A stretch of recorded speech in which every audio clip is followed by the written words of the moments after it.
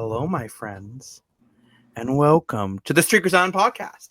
It is I, Jacob Moore, the self-proclaimed sports analyst, joined by the usual suspects. We have Mr. Chazzy 6.36. We learned he is cooled by milk. What is his virus protection software? Is he a Norton fan? Is he just risky and breezy like a man who doesn't wear boxers? Maybe we'll find out tonight. We, of course, have Mr. More for your money. Woo! And if you're looking for someone who's dashing, look no further. Because we have Lane Dashing Dashko. What's going on, everybody? You know what's going on? The Streakers On podcast is going on. So whatever else you're doing, whether you're reading a book about circuses or Harry Potter, I don't know who reads Harry Potter anymore. I'm sure someone still does. Make sure you're listening to the Streakers On podcast because we got a lot to talk about. The NHL is done for the 2025 season. However, the off season is almost just as exciting, if not more exciting. So we're going to talk about what's next for the Edmonton Oilers. We're going to talk about some big pieces that could be on the move from the Florida Panthers. Moving on to baseball, the Blue Jays are rocking and the Yankees are sucking. We're going to talk about both of those things. We're going to break down week 3 in the Canadian Football League and talk about some key injuries. The Mitch Marner Watch is on, ladies and gentlemen. Free agent frenzy is only about a week and a few days away. So where's Marner going? Maybe he's just going to go visit his grandmother and not sign anywhere right away. Who knows? And, of course, we have the NBA Finals with some big news on a certain player who may not be in the lineup. But I think we need to dive right in to the Edmonton Oilers. And if you missed our post-game show, well, that sucks. You should have watched it, but that's okay. Oilers lost. I'm assuming everyone knows that. Chazzy now looks like a baby-faced man again since he shaved. He's going to get ID next time he goes to get himself a sody pop. Definitely get ID from some of our viewers will be upset with the beard gone.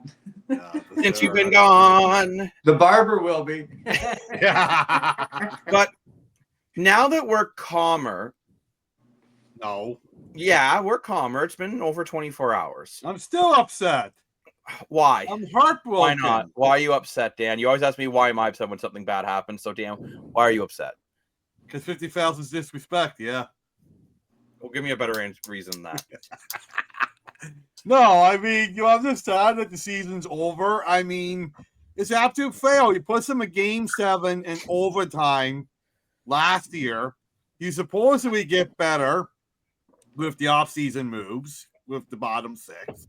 You bring in a good defenseman like Walnut, not Walnut. And you brought in Frederick for whatever reason we don't know. And you lost in 6. And you didn't just lose, you got blown out. And you got blown out 2 other games. This is a huge fail. They went backwards, bro. And are you guys reading anything into Connor's comment about the coaching decision and the stubbornness? I am, because he said it was like banging our heads against the wall, and I think that's Connor McDavid. Truthfully, I'm going to call this here. I think that's him just not taking responsibility for his lackluster play, because I don't think he played well in this series. No. He was a -7. That's like not last year. Right? You saw Connor McDavid dominate games. He didn't do that. He didn't even dominate shifts. I wouldn't say that. Like, there were times McDavid did take over. It just wasn't enough. Oh. And it's funny. I think about Game 4 on that one power play assist where he just completely undressed everybody. Well, that was cool. That's one moment in the whole series. That's what I mean. Like, it was, or you can go to Game 4, either Game 3 or 4, where he scores a really nice power play goal. Like, he had his moments in this series, but the difference was last year McDavid and Draisaitl would take over a game. This year they took over maybe a half of a period at times, and you needed more out of them. Now, the big surprise for me is Trent Frederick re-signing. I'm not seeing an official yet. Well, Lane Dashing Dashko has, and Dan, I trust Lane more than I trust. The score said it's pending physical, but pretty much good to go. If that's the case, GM of Edmonton needs to be fired ASAP. Well, I said that, and people already thought I was crazy. I was getting roasted. Well, now I agree with you, comments, Jacob. but that's okay. But now I agree with you. I look at it, though. It's like, $4 million a year. It's a lot. It's a lot. It's a lot for a guy that put up 4 points in the playoffs. It's a lot for a guy that was under 50% at the faceoffs. It was a lot for a guy that was part of the team that failed. I am really surprised he's coming back. It's also a lot when you only have 11 million in cap space, like high 11s. Now you have 7. Now you have like high 7s, low 8s. It's not a lot of space. So does this mean Evan Bouchard is not coming back? Dan, I know you've said you think Bouchard's going to get 9. I think to stay in Edmonton, he's got to sign for 6. Oh, I agree. He has to sign for less if he's going to stay in Edmonton. But why would he? He is a restricted free agent, just as a reminder. So it makes things a little more complicated. Okay, well, have Carolina give him an offer sheet or whoever. It's like. Well, they will. He's worth a lot more money, right? Is he? No, but is he? After this, like I said, to a bad team, he's worth a lot of money. Hey, probably not tell me Carolina's a bad team. You have to know Nurse at $9.5 million. You have Ekholm at $6.5 million. You brought in Wallman at like $4 million. Where are you going to fit $9 million into that blue line?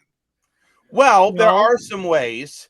And Lane, you were talking about how Victor Arvidsson looks like he's going to be out. He's going to be out the door. He's gone. Yeah, there's definitely been some frustration vocally that he didn't fit at all. He apparently I heard reports that he was been pretty vocal about not being too happy there in the organization that he wants out. And now there's another player we have to talk about who's probably played his last game as an Edmonton Oiler, and this is a Mr. Evander Kane. For those who don't know, we're going to get into Evander Kane a little bit later, but we'll discuss the big rumor off the hop. And I didn't even see this until later on at night because I didn't notice. When the handshake line you're watching, you don't really know every player that's in there. But apparently, Evander Kane, after his game misconduct there right at the end of the game to Barkov, which he did, by the way, it was his decision to slash him. No one else did that. That was his decision. After he got called out of the game, he couldn't come back for the handshake line to say, congratulations. It's one thing when Paul Maurice does it and makes it a scandal on the internet. Ho ho ha ha. But for a player to be that like disrespectful when everybody else is able to go shake the hand and acknowledge that the champions beat you. And we talk about how he was pre-skating around in the celebrations and being kind of a nitwad, if I can't say the word I want to say, but he's being a nitwad, skating around during the national anthems, not respecting the Canadian anthem, not respecting the American anthem. The last 3 games he played like an immature child, taking penalties every 3 minutes because he was triggered, and he can't even come to the handshake line to acknowledge the champions. You are one soft little human being. You are softer than the Pillsbury Doughboy. I agree. I agree with you. I disagree. I think he should have gone to the handshake line 100%. He had to do that. And skating around the anthem is disrespectful. The other things, I give him credit for. How can you say, though, what he did was bad when you have Matthew Tkachuk bouncing the ball behind the Carolinas interview, right? But Dan, I didn't agree with that. The wrong way, though. He's doing it the wrong way. I didn't agree with that either, right? And the issue is whether we like Matthew Tkachuk or not, he backs it up when he acts like a donkey, not Donkey from Shrek. That donkey's a great donkey. Evander Kane did not back it up at all. Donkey from SpongeBob's Christmas special. He was too busy worrying about doing the little stuff and not worrying about playing hockey. You're going to see Evander Kane bought out this year, I think. It's only going to cost you $1.33 million. His cap hit is 5.13. So you're going to clear some cap space. I'll tell you what. Hold on. If you can move Arvidsson and you buy out, because no one's going to take Evander Kane's contract at 5.13. No. So you got to buy him out. You buy out Kane. You trade Arvidsson for a 5th-round pick. Right there, you've cleared up about $7 million in cap after the buyout cost. Now you have a little bit of wiggle room, right? Because now you're working with about 14 after you've way overpaid Trent Frederick to be a 4th-line center, because that's what I think he is. I'll tell you what, though. If I said this comment to Jacob when we were having our dinner at Chuck's Ward House, quick little place. Yeah, everyone knows the inside joke of that, but we'll keep that outside of the podcast.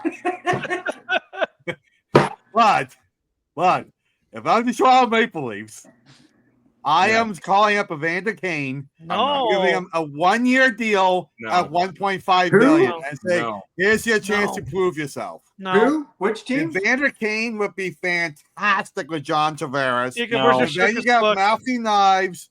With Never mind the circus Matthews. book. He's gone. Oh, thank He is out to lunch. See you later. Mr. Dan. No, what's going to happen?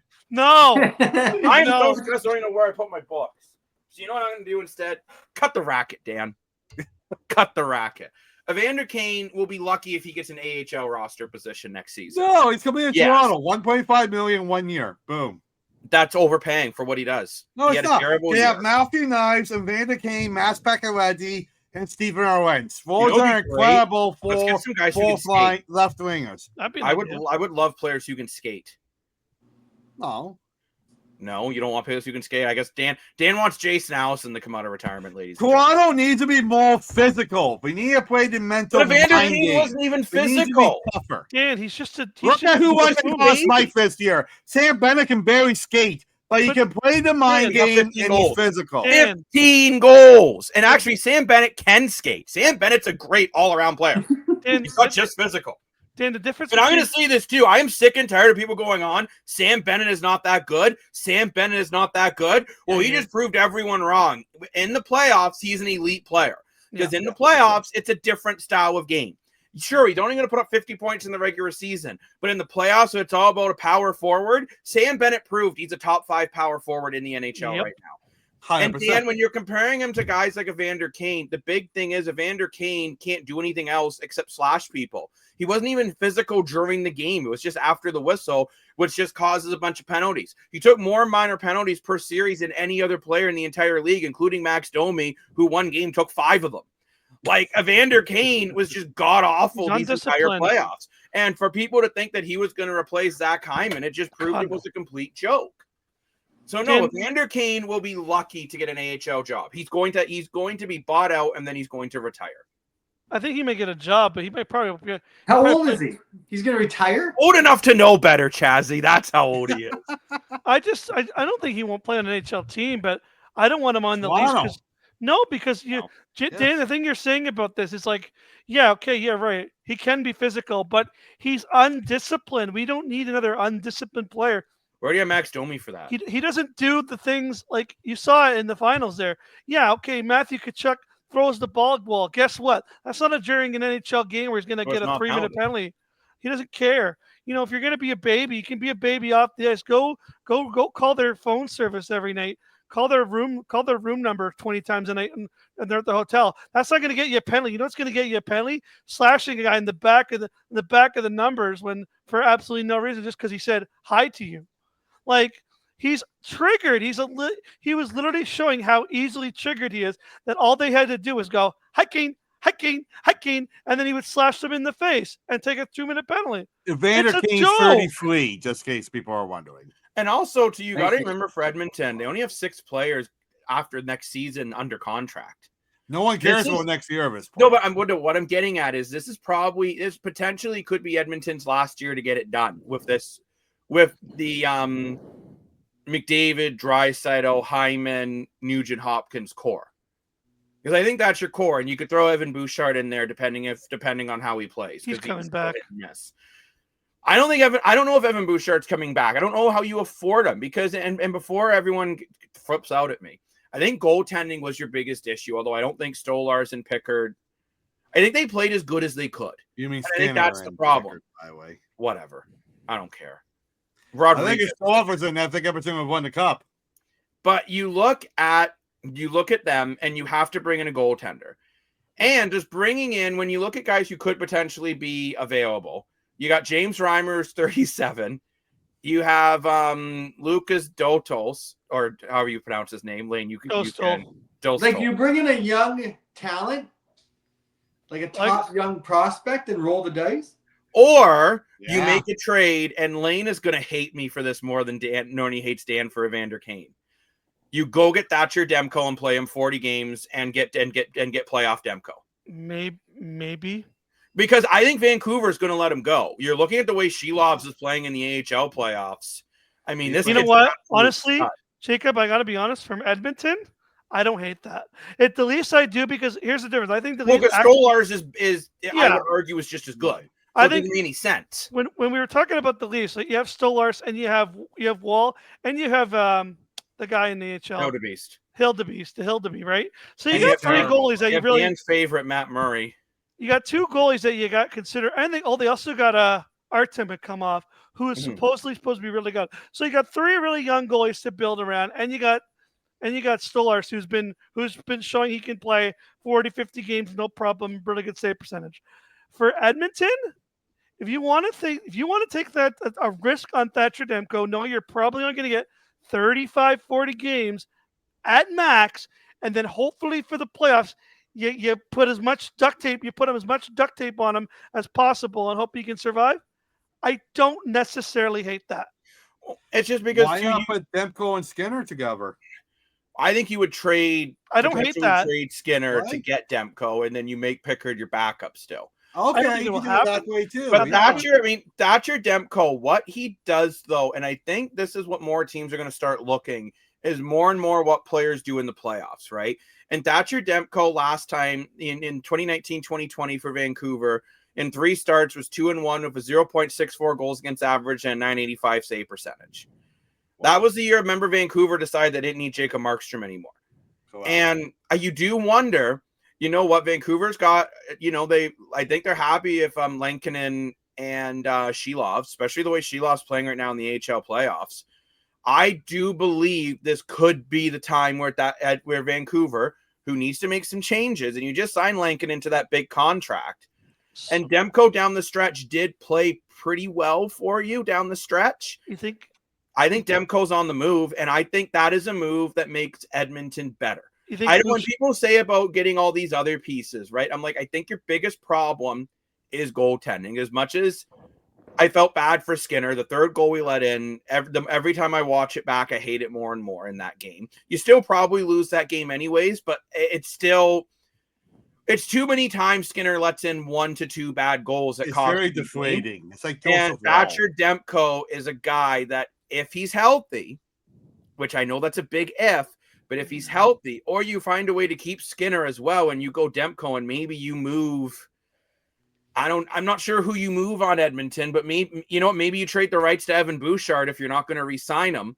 And I don't know if you're going with that, Lane. I see your hand up like a good little Girl Scout. So go ahead, Lane. Well, I was just going to ask, like, what are you trading? And I think that the only thing that would, again, we've talked about this on the podcast. Imagine Bouchard and Hughes together in Vancouver. That's exciting. And it's exciting for Edmonton to have a true number 1 goalie. Now, there's one problem. And we all know this is the one caveat when it comes to trading players. They play in the same division. So how are you I think that's the dumbest thing to be worried about ever. Who cares? Go make your team better. Go make your team better. That trade makes both teams better. What would you trade? So what would if I said no? What would be your kill? If I said okay, no, I want a little more. Like, what would you? If we're playing hypothetical GM, you're Edmonton, I'm Vancouver. What are you giving me besides Bouchard? Arvidsson. Arvidsson's a good bottom 6 forward. Vancouver needs some more depth. Yeah, it's not bad. I like Arvidsson. And I'll throw in a draft pick if I need to, because I'm willing. Because you have to look at it with McDavid's contract coming up. Like, I'm just gonna keep it a buck. You don't know Next for sure he's going to resign, right? So this could be the last year to make something happen in Edmonton. Yeah, you have to take a risk. For sure. Yep. And if you're the like GM, the Kawhi Leonard trade we were talking about. Which, by the way, the Raptors going for Kevin Durant makes no sense. That's a whole. Oh God, no. But I like it. It's terrible. No. But bringing in Thatcher Demko to a team that has been so close, and every year it's been over the last couple of years, goaltending has been your issue. If he's healthy, that fixes your issue. And maybe Edmonton's okay with losing a few more games in the regular season because they don't have a goalie as often to have Demko for the playoffs. I wonder if you could even put I don't know if this would happen, but if let's just play hypothetical here.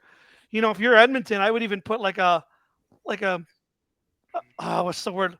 Like if he only plays this many games, like a conditional draft. Yes, that's what I was trying to think of. Like maybe you could do a conditional thing. Like, okay, let's just say if Thatcher Demko plays 42 games in a season, we'll upgrade it to a first pick.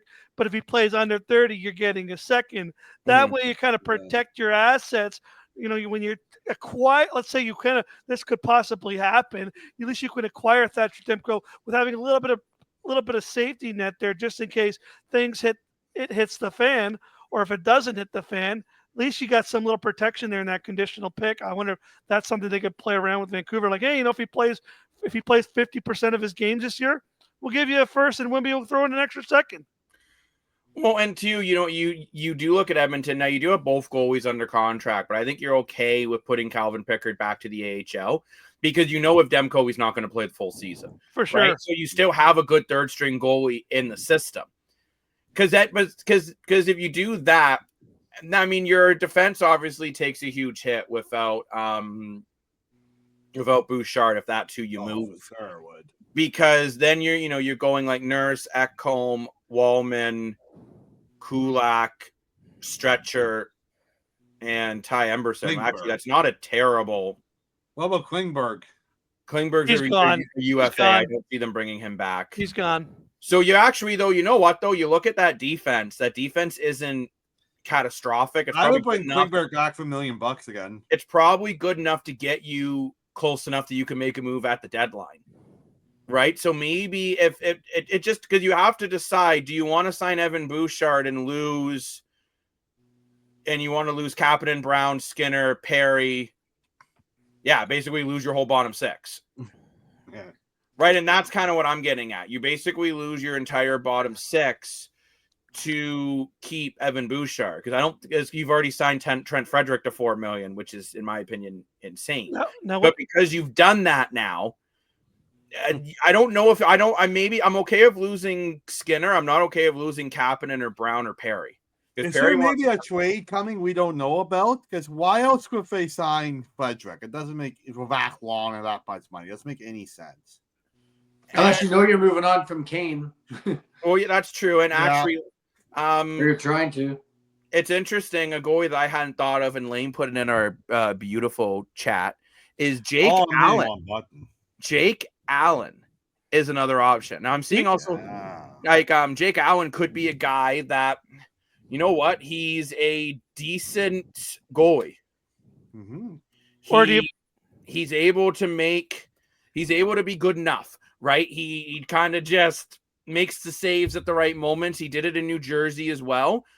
And if you have Allen and Skinner as a 1-2 tandem, that's not terrible. I just look at it. I think Edmonton needs to take a bigger swing, which is why I'm saying Thatcher Demko. Or why doesn't they go after Joseph Wall? Toronto's not trading Wall. Why not? Oh, never mind. I was gonna be like, maybe you do it the least two and take a flyer on Vincent Vanacek and then look the stats and then, never mind. No, I think Vanacek would end up staying in Florida actually, but. Some other names that I want to float by you guys, and then we're gonna have to move on from the Oilers. We already talked about Reimer and Dotos. I do want to also bring up Alexander Romanov, maybe to stabilize the back end. Big physical defenseman. If you're losing some bottom six guys and you want to strengthen the center, Matt Duchene. I like the idea of Matt Duchene as an Edmonton Oiler. Maybe he doesn't stay in Dallas. Dallas has no cap space. But how can you afford Matt Duchene? You already have the Moose as your second $5 million. Ryan Nugent-Hopkins, that is a beautiful contract. Oh, I agree with you. Right? So if you get Duchene, you can probably. I think Ryan Nugent-Hopkins is probably one of the best second line centers in the league. So bring in Matt Duchene to be your third line center, right? I mean, because we're we saw what happened. If you can contain McDavid and Draisaitl, Edmonton can't beat Florida. So Edmonton has to look, what do we need to do to beat Florida? And maybe you think I'm crazy, but I think every team in the league right now is looking, what do we need to do to beat Florida? For sure. 100%. The only other guy I could see, I don't know how this is where you definitely move on from Evan Bouchard. You go get Aaron Ekblad. Yeah. Or you bring in Aaron Ekblad to play with Ekholm to have the meanest shutdown pairing in the NHL. Or do you try to make a run at Brad? Hate to say it, Brad Marchand is going to be a free agent. I don't see Brad Marchand going to Edmonton. Why not? Hey, well, I got a good idea. I'm just throwing this out for. What's the main reason why you keep Bouchard? Because of a shot, right?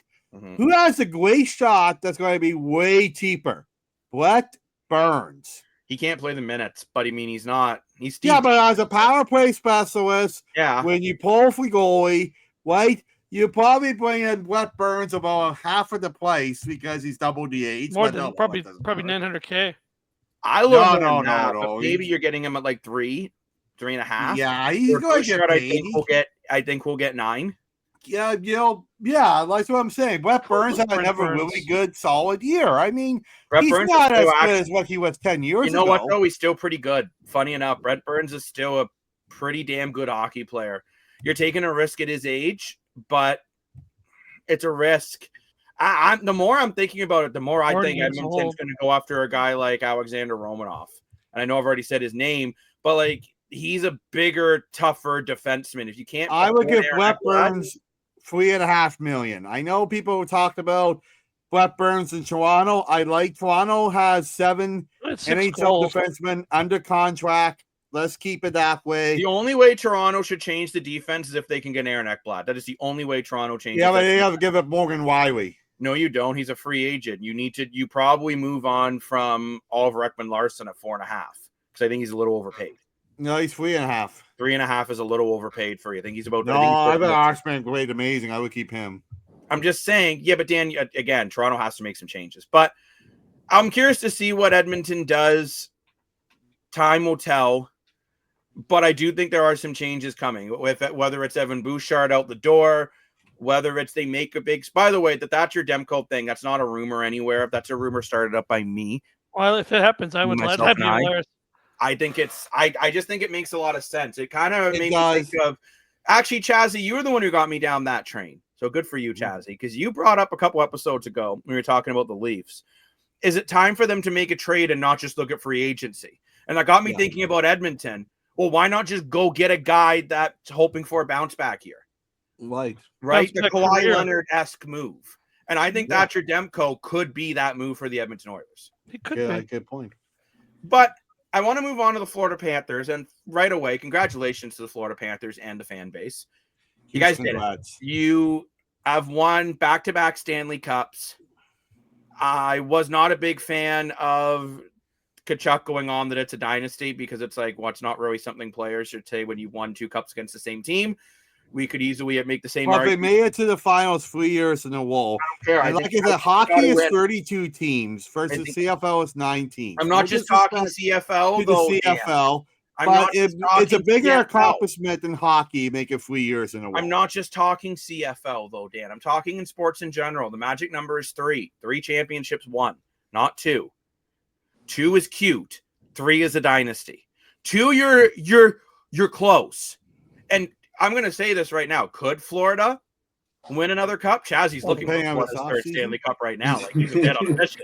But, yeah, I could see the Florida Panthers potentially winning another Stanley Cup. Now, you have 3 major key pieces coming up in the open market. Brad Marchand, Sam Bennett, Aaron Ekblad. Realistically, they can keep 2. They would love to keep all 3. But Nate Smith, too, he's free agent, isn't he?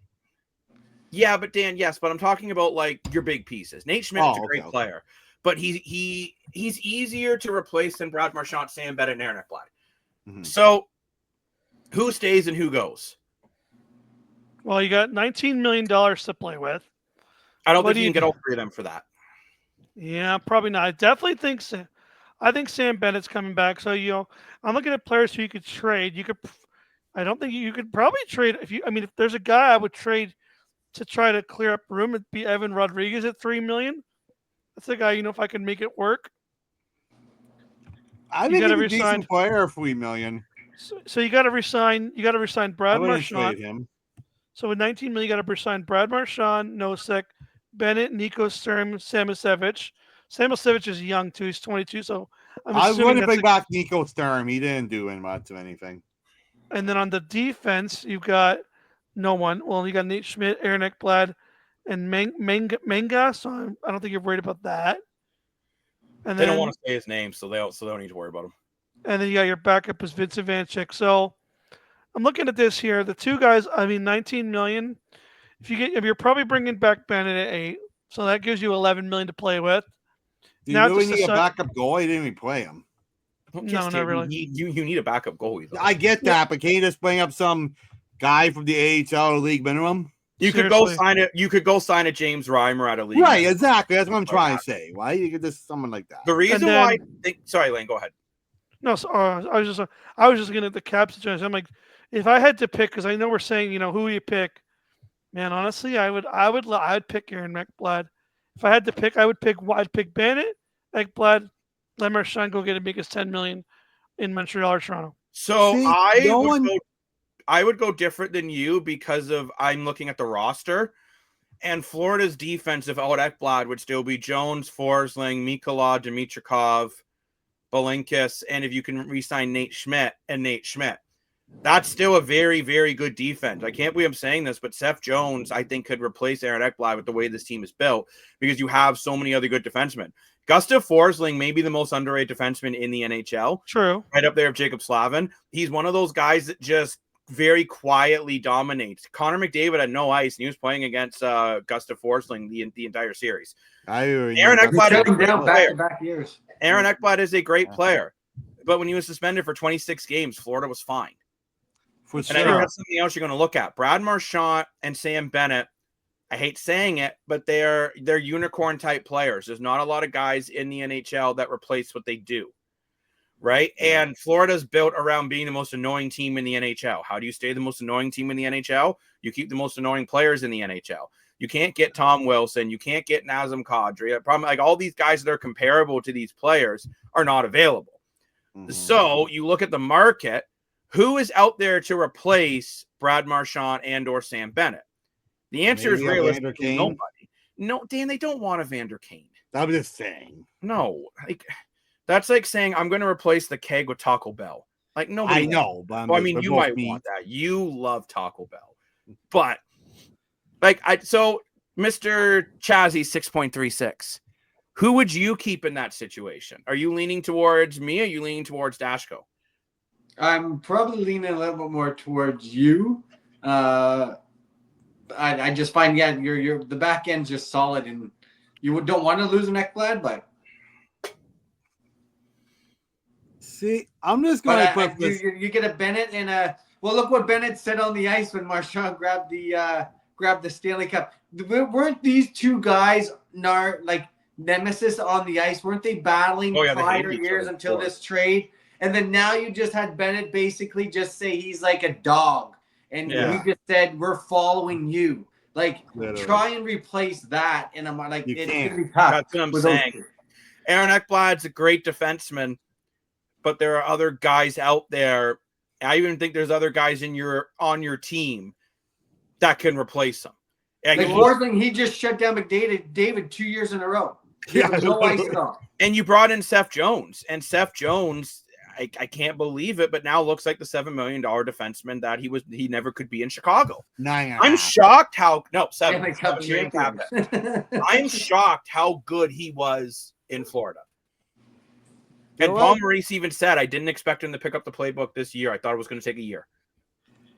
I'm just going to say this. I don't have all the numbers in front of me, so maybe my comment is nuts. But instead of giving up one of the three, why not keep all three?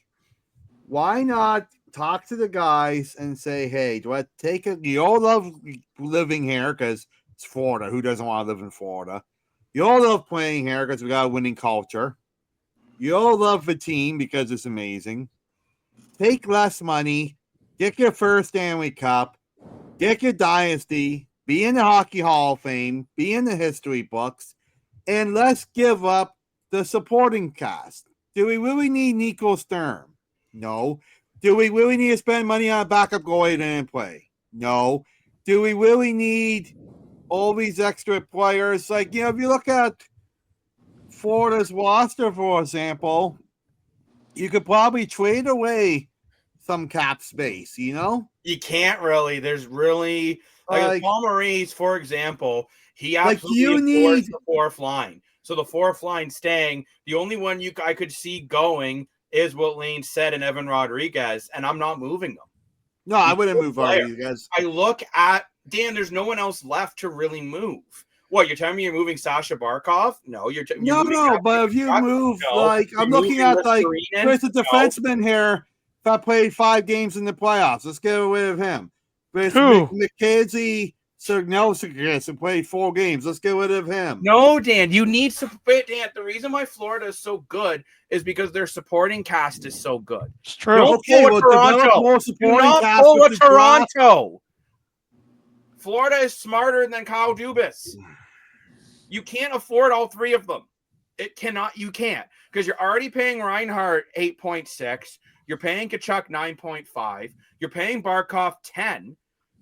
You can't afford to pay Ekblad 8, Bennett 8, and Marchand 6, because that's realistically what they'll get. And if anything, that's them all taking hometown discounts. Mm-hmm. Because I think Brad Marchand on open market straight up, Toronto would pay him 8. They'd pay him 10. They would pay him 10, I think. Sam Bennett, open market, 8 to 10. 10. Aaron Ekblad, open market, 8 to 10. Yep, 10. Maybe even 11. Maybe even 11, because Aaron Ekblad, if he's available, will be the best defenseman available on free agency. Into a little bit later in the program, but it's kind of like how Mitch Marner could get 14, because he's the best forward available on the market. The market dictates what players are paid, and you look at the way Florida is built. They're built on, you know what, their core guys, none of them make over 10. Except Bobrovsky, makes slightly over 10. And Dan, you're saying get a cheaper goalie than Vanacek. Vanacek was $1 million. All I'm Yeah, you saying just bring here, him if you look back. at the bigger picture, right? You dump $1 million here, dump $1 million there. And then you have no backup goaltender, no 4th line, and no one to bring up when someone's injured. Because you got to remember, like a guy like Matthew Tkachuk, the way he plays, he gets hurt a lot. Yeah, I get And you that. need I guys get it's that a can risk, come up in right? the lineup. But You can't. And I've seen some people say, "Oh, trade a guy like Lindell." I'm not trading a plus. No. no, we can't do that. And that's the thing. Florida, the way they've built, can you believe Lindell only gets paid $5 million? No. Yeah. Mr. Arena only gets paid 3. Connor Verhaeghe at 29 only gets paid 7. This is how Florida is so good. And they were smart about it. You think about it, there was another big defenseman they lost a couple years ago. And everyone's like, how are you going to replace Montour? How are you going to replace Montour? And then they did. Right? Because they took guys. Well, the one thing that Bill Zito does better than anyone is he finds guys on teams that have this like either this like negative stigma about them, and everyone's like, "Oh, these guys aren't anything." Remind you, Sam Bennett at the time, and I was so sad we was traded. I'm like, man, he was traded for like a 3rd round pick, and it was like I loved him in Calgary. He was playing a 4th line in Calgary, and everyone's like, "This Sam Bennett kid's not that good," and yeah, he is. that's what Bill Zito does, right? Sam Reinhart's another one. He's on Buffalo. Oh, he's not great. He's not that good. His goal, Maple Leaf prospect. Oh, you know what? Even Sergei Bobrovsky.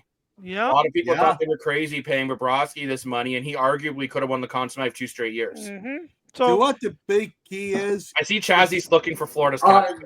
My phone charger is going to die, so I'll be back. Okay. What the big key for Florida too is you look at Florida comparing other NHL teams. No one on Florida gets paid more than $10 million. Besides Bobrovsky. No, he gets paid $10 million. But you look at teams like Dallas and Toronto. Oh yeah, 10 right on the nose. You're right, Dan. Yeah. So you look at these other guys that get paid. You know what Florida did? They basically took Pittsburgh's book. Pittsburgh's rule of thumb when they won the cups was no one got paid more than 8.7. Because don't forget the cap was lower back then. Because Crosby was your big piece. It's like what Barkov and Bobrovsky are here. Exactly. And you look at the teams like Toronto, like Dallas, like whoever, Edmonton, prime example. When you got guys that are getting paid over $10 million and eat too much of your cap. And that's how you can afford for Haiti at 7 and Lindell at 5. Look at Lindell, 3rd line center in Florida, $5 million. Look at Toronto's 3rd line center, Max Domi, 3.5. Right? No disrespect to Max Domi. I love the guy. But I'm saying, like Lindell's only like $1.5 million more, and he's so much better than Max Domi. Right, but $1.5 million comes from Austin Matthews getting 11.5. John Tavares getting 11. Mitch Marner getting 12. True. All these couple millions here and there really adds up really quick. I guarantee you, Florida has a hidden rule that no one gets paid over 10. Which is why I'm saying they will not sign Ekblad, Bennett, and Marchand. Unless they all come back between 8 and 6. They are smart enough to know that handcuffs them too much. And you look at it here, and I know Aaron Ekblad's been a big part of your culture. He's been there. He was kind of, him and Barkov were your first 2 building blocks. Yep. Right. But I do think we saw Aaron Ekblad, and I think he knew it too because he was very emotional in his interview. We have seen the last game of Aaron Ekblad in a Panthers jersey, I think. Unless he He comes was back for emotional some about 5 his million. brother too. I don't know the full story, but his brother wasn't able to join him last year, and this year he was. I don't know what happened to his brother, but I'm glad his brother's doing well, though. yeah, that's the key. Brothers right? are very important. They are, maybe it's some personal issue that they don't want to get in the media, and all respect, We talk about the big time celebrities. No, they don't really get their privacy. But when it comes to their family, that's a completely different ball game, right? That should be untouchable. They're not getting paid the big bucks, So hopefully his brother's okay, whatever happened. But I'll be curious to see what happens with Florida and the offseason. Oh, for sure. Same with Edmonton. They're both probably the biggest teams to watch in the offseason for completely different reasons. Well, very similar reasons. They're both trying to find a way to get it done next year because Florida feels they can be a dynasty. Edmonton feels this next year could be their last shot of getting it done. Because to keep Connor McDavid in Edmonton, I think you boys would agree. Probably going to pay him, what, 14, 15? Probably going to be the highest paid player in the NHL. Maybe 16 at that rate. Maybe 16, depending on what the max cap is. Like, we don't know. And Edmonton, back at Edmonton quickly, they have so many guys that are coming up to their last year next year that this is kind of the last year you can really get it done if you're looking at the Edmonton Oilers, right? There's a lot. I would argue there's a lot of. It's crazy what the playoffs can do. I think there's a lot of teams that are like looking at their situation, just going, "What do we do?" Because like I said in on our post game, and it really truly feels like nobody is close. Like it doesn't feel like there's a single team out there that's close. That's even considerably close to what Florida can do. I can't stand that people are saying, "Well, Toronto's close" because they're not. 7. No, they're not. No, they're not. Toronto was not close. They're not anytime soon either. They took them to Game 7. I don't care. They don't play the same way. They wouldn't have done the same thing. They don't. Like I said, I think the one thing that Florida does better than anyone, and Toronto doesn't do this, and no team does this, is the mental games. They get inside your head. But you look at Edmonton, you got McDavid on his last year of his contract. With Vander Kane, that's okay. Henrique on his last year of his contract. Arvidsson's going to be gone. But you look there at McDavid, and Draisaitl's contract goes up to $14 million starting next year, right? So this could be your last year to get it done. And Edmonton's got a lot of players that are coming up to their final years in their contracts. So this is your last year, I think, for Edmonton to try to make some magic happen. But either way, congratulations to the Florida Panthers. We will see who is right and who is wrong because NHL free agency is coming up, which we're not going to announce what we're doing yet for Free Agent Frenzy, but you will see a lot of our beautiful faces. A lot that day. It's also Canada Day, so make sure you sing "Oh Canada" the second you wake up. As soon as you hear the alarm, you go, "Oh Canada," because Canada is a great day. But I want to move on to the Canadian Football League, and there's a lot going on in the CFL right now. And it's interesting. The Toronto Argos have brought back Kevin Brown after cutting him. Yeah. They could not bring back Kadeem Carey, and Kadeem Carey was talking a lot of smack. I don't know if you boys saw that, saying that the Argos already know they made a mistake, and he's going to be able to run circles around them because he knows the defense, he knows the heart, he knows the plays, and they don't know what he's capable of doing. It's well, I'm pretty sure they know what you're capable of doing, buddy, but okay.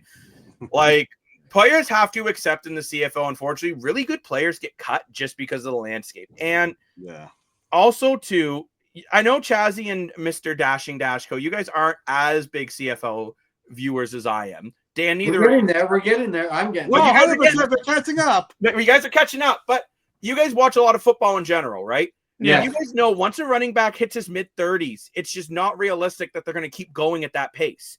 Because it's one of the most grueling positions in football. In sports, basically. You know what? Yeah, screw football in sports. So it makes sense that the Argos pivoted the way they did, but you brought back Kevin Brown now with McCann injured, and not just McCann. Oh, good Lord. Get ready for this, Argos Nation. And Lane, as a Ticats fan, you might be happy to hear this. Argos have 6 starters out. Winton McManus, Devontae McCann, Tavares Daniels, offensive lineman Sage Doixter, defenseman lineman DeMarcus Christmas, and Chad Kelly. Christmas. It's not Christmas yet. Actually, I feel bad because DeMarcus Christmas has been very good this year so far. He's been great. Yeah, It's great beginning addition. to feel a lot like Christmas. I Not always for liked the him. Argos. Yeah, this is going to be a tough one for the Toronto Argos. You got a lot of injuries, right? And I'm going to say this right now. This is no disrespect to any of the other guys who are injured. I'd even say even to Chad Kelly. But Winton McManus is the toughest injury for this team to try to overcome. Now, Janarian Grant looks like he's going to be back in the lineup. That's good. That's going to help the offense a lot. People might go, offense? What do you mean offense? He's a special teams guy. I know. But Toronto's been getting really bad field position the first few weeks. If Janarian Grant back returning kicks, that field position should improve. He was averaging about an extra 15 to 20 yards more per kick return than what these guys have been averaging now. Nick Arbuckle's been able to move the ball down the field, just not 80, 90 yards. And maybe if you want us to do it 50 to 60, yeah, you know what? Maybe we're at least getting into the Argos are getting into field goal range more often, right? Yeah, it's different between a win and a loss, right? But I mean, you're seeing why though. Kevin Brown was brought back with McCann being injured, and I'll be honest, I've been disappointed in Devontae McCann in the 2 games so far. Me too. I think he's more of a scat back than a running back. But actually, quickly, do you guys know what I mean by a scat back? No. Okay, so the viewers who don't, and Chazzy, thank you, Chazzy, for just bluntly being like, no. So what a scat back is, that's more of a running back that's more used in hitch screens. So instead of him actually running the ball, he'll go a bit further off from the quarterback, and then you just throw it to him in a light throw in open space and hope that he can get some yards with his speed and elusiveness. So he's like a hitch running back, basically. Yes, thank you. But I think that's where he fits in better than being a running back, because he hasn't been able to push through people for yardage the way they were hoping.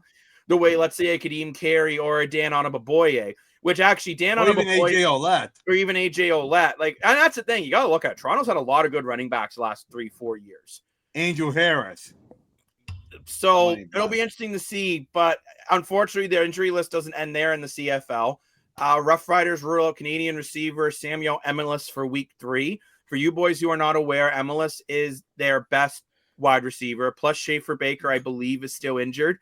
So those are 2 really big pieces for Saskatchewan Rough Riders. Now you have right now arguably the best quarterback in the league. Now I saw one that was it just made my brain hurt. Actually, I'll talk to you about this, guys, after we get through the injuries. It's not on the script, but I'm still going to talk to you guys about this because I think it's insane. But it'll be tough. Your stamp, so Chaz, you're going to be out with Reggie Bagleton for at least 6 weeks with a knee injury / broken leg.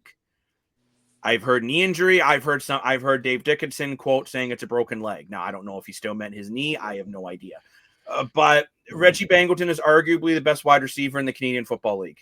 Oh, for sure. And that's tough. And I thought Dave Dickinson worded it best. You can't replace him. I was shocked to hear this news because we were at that game live and we saw the play happen. It was painful. Clean hit. The shocking thing was he walked off the field. How do you walk off the field with a broken leg? Because he's a tank. That's just Reggie Bangleton's a dog. Tough. Reggie Bangleton, I think he's just as good as Kenny Lawler. He's just been on a bad team. Yes, exactly. Right, and that's my take on that. That Reggie Bangleton he put up over 1,000 yards last year with Jake Mayer as his quarterback. And no disrespect to Jake Mayer, but he's not a starting quarterback this year for a reason, right? And Reggie Bangleton still managed to put up huge numbers on a team that had probably the worst offense in the entire Canadian Football League. Just to our U.S. viewers, we do not mean the mayor of Calgary. I have an American friend that came to a football game with us last year. I said, oh, well, Calgary has a mayor as quarterback, and he actually believed me. So, for American viewers, it's not the mayor. It's not the mayor of Saskatchewan now. No, Canada does have enough people we can separate quarterbacks and mayors. Okay, thank you for. Wow, really appreciate the honesty. But yeah, that's a huge loss. Continuing on big losses, Nathan Rourke was limited in practice and ahead of the rematch against the Blue Bombers. I see Dan, you put in the script why. You could have put Pourquoi, but you probably don't know how to spell Pourquoi. Neither do I, actually. So Yeah, I was gonna say, Lane yeah, is very used to me not being able to spell whenever he fixes our lovely scripts. But so he tweaked his upper thigh. There's a muscle up there, his oblique, and he tweaked it making one of the throws, and that's when he was pulled out of that game. Do we believe it, or is it because he sucks? I believe it. You do not want Jeremiah Masoli starting against Winnipeg because it's a must-win for BC. True. And you might say, why isn't it a must-win this early in the year? Because the season series is done between these two teams after this week. Right. So if BC wants to win the West, they really got to win one of these games. You lost the game in Winnipeg. Now you got to try to win the game, and you try to win the game at home. Mm. So we're still not sure if he will be starting on that Sunday matchup. And lastly, for kind of the main injuries, Drew Brown was limited at practice this week with the Red Black on Tuesday due to that hip injury. Still unsure if he will be starting this week or back to Matthew Schultz, or It's tough. do you start Dustin Crum? That hasn't been discussed too much. If I'm Ottawa, if I can't go Crum. I would go. I would go Crum too. Schultz was terrible. He looks like a beast. And Dustin, well, he is a beast, and that's why I just look at what Chris Streveler did last week in Winnipeg, and I'm like, why not give Dustin Crum the opportunity to try to do the same thing? Ottawa's got a great receiving core, and he is a quarterback that can really use his legs. You got to run a spy against him no matter what all the time. So I am a little surprised that he's not being considered to start. That's who I would go with if I can't go Drew Brown. I don't understand why everyone's talking about Trey Ford. Like I get he's a great player and makes great plays. I get why everyone talks about him. But what I don't understand is why Dustin Crum is not in the same conversation. I've seen some plays that Dustin Crum has made that are just as incredible as Trey Ford. And I'm like, whoa, this guy is the future. This guy has legs. This guy can throw the ball.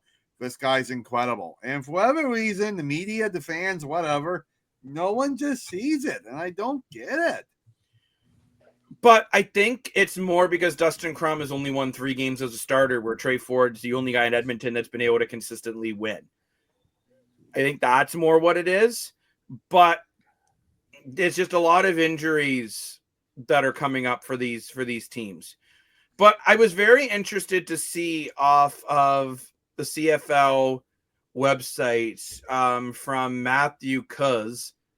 By the way, I'm reading off my phone because I'm reading the graphics. I don't think I'm texting here. But he ranked the top 3 quarterbacks after week 2, and I am very confused. I know this wasn't on the script because I wanted your guys' live reactions, okay? Ooh, live Number reaction. 1, Trevor Harris. Yeah, that checks out. Number 2, Chris Streveler. Oh, come on. Number 3, Nathan Rourke. No. How is Vernon Adams Jr. not on there? Vernon Adams Jr. arguably could be number. Honestly, where's Davis Alexander? Honestly, I would even put Davis Alexander before Nathan Rourke. Seriously. Chris Trevor's played 1 game. Nathan Rourke has played 3 good quarters.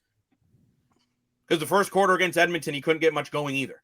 Right? I don't get this Chris love Schiller, affair. that's a joke. It's a terrible.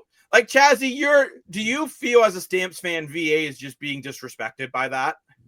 Very underrated. Unless they're waiting for him to prove more, I have no idea why he's not getting. What else does he need to prove?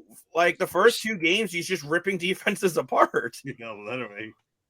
Yeah. Including the Argos. It just doesn't make sense. It took him a bit to rip the Argos apart in week 2. But he got it done. He got it done. You know, a couple nice passing touchdowns, nice touchdown with his legs. I could argue. It shows you, the Argos are 0-2, just how good they are. Because going into the first half, there was only score was what 9-4, some crazy thing. Like you basically hold. We had a 1-0 game after the first quarter. If that's not a Canadian football score, I don't know what is. But what I mean is, VA is arguably the best quarterback in the league, and you hold them to 0 points in the whole first quarter. So that's what I mean. It sucks that we're 0-2, but we're not that bad. No, but I just, Lane, you also agree with Chazzy and I, the way that it's crazy to have Rourke and Streveler on there. Or at least Streveler, like the guy's going to play like won like maybe 2 games max this season. Like, come on. Honestly, too, I don't even think I would put Nathan Rourke as a top 3 quarterback in this league. No, Right now he's no. mid-pack. Against Winnipeg, he completed 12 passes. It was like 12 for 27. I mean, I have those stats in front of me, and I'm pretty sure I'm right because I'm that smart. But I just look at it, and I think Nathan Rourke, everyone is looking at what he did 2 years ago and not Chad what he's Kelly's doing been now. on the bench. Yes, I agree. Nathan Rourke against Edmonton looked very good, but not to be a jerk. I could have And done that. No, you couldn't have, Dan. The Edmonton Elks are a better team than people realize, but they're still towards the bottom of the CFL right now. That could change 4 or 5 weeks down the road. We saw my power rankings last week. I had Edmonton towards the bottom. And I think Edmonton defense really struggled that game because, excuse me, it's a pretty new defense, right? And Nathan Rourke took advantage of that. When you saw Nathan Rourke against Winnipeg, he looked terrible. Until I see Rourke do it consistently, I've seen Vernon Adams Jr. in 2 games, and the second game he looked better than the first. Yeah. Literally. He was a lot more patient. He waited for the space to get open, and then he made the plays. Yeah. So that's just my 2 cents there. But I figured you guys would all agree with me. I'm not against Trevor Harris being rated the top QB in the league. I think that's fair. I think through the first 2 games, yeah, he's thrown a pick in each game, but the one pick he threw against Hamilton, my God, what a play defensively. Yeah. Like sometimes the quarterback throws an interception. I was like, yeah, okay, that's just a great play. No denying it. But I thought that list was crazy, and I wanted your live reactions. That's why I didn't put it in our little scripty poo, because I wanted to see your faces. Especially Lane Dashco's face, because it's very dashing. But before we get into the NBA finals and the games in the CFL, one other quick question I have for you guys. Out of the bottom teams in the CFL, which is Ottawa, Toronto, Hamilton, Edmonton, who are you the most concerned about right now? I know Edmonton's only 0-1, but they've only played 1 game, so that's not their fault. You have Hamilton that's 0-2, Toronto that's 0-2, and Ottawa that's 0-2. I'm going to let Lane go first. Lane, who are you the most concerned about? All 3 at the same. I look at all. To be honest, I could see all 3 being concerned because, like, I'll explain why. Like Ottawa, you got your starting quarterback missing. You kind of rely on him to be big. And if I'm an Argo fan, I'm really concerned. And I get you went to the Grey Cup, and once Chad Kelly comes back, this may not be a big deal. But I feel like especially with the injuries you guys got piling up, like you got some big injuries, and you're facing another tough team in Saskatchewan this week. Like, I don't know if I like the injuries against that team. And then, of course, Hamilton. Of course, you're concerned with Hamilton. They were 0-5 last year, and they're 0-2 to start this year. And Bo Levi Mitchell looks like he's okay, but not getting the offensive work. So I can see how you could be all 3 concerned of all 3. I'm actually not concerned about Edmonton because I think they're still young, and I say it. I believe in Trey Ford. I think this kid is fantastic. I think this defense can figure it out. This is a team I think could still sneak in and be sneakily good towards the end of this year. But as for these 3 teams, I'm kind of concerned of all 3, but for all different little reasons here. Lane, that was a phenomenal breakdown. I appreciate that. Good job. Thank you for the honesty.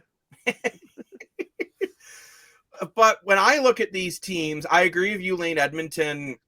The reason why I'm not as concerned about Edmonton is because I don't think people are surprised that there's going to be some growing pains for the first. It's a new coach. You're finally letting Trey Ford be the starter. You don't have Eugene Lewis anymore. You don't, it's a new era at Edmonton. I think it's going to take them a few weeks. Toronto and Ottawa, they're not healthy, and that's more my concern over the way that more about their record. Now, Chad Kelly is projected to start the Canada weekend game against Ottawa.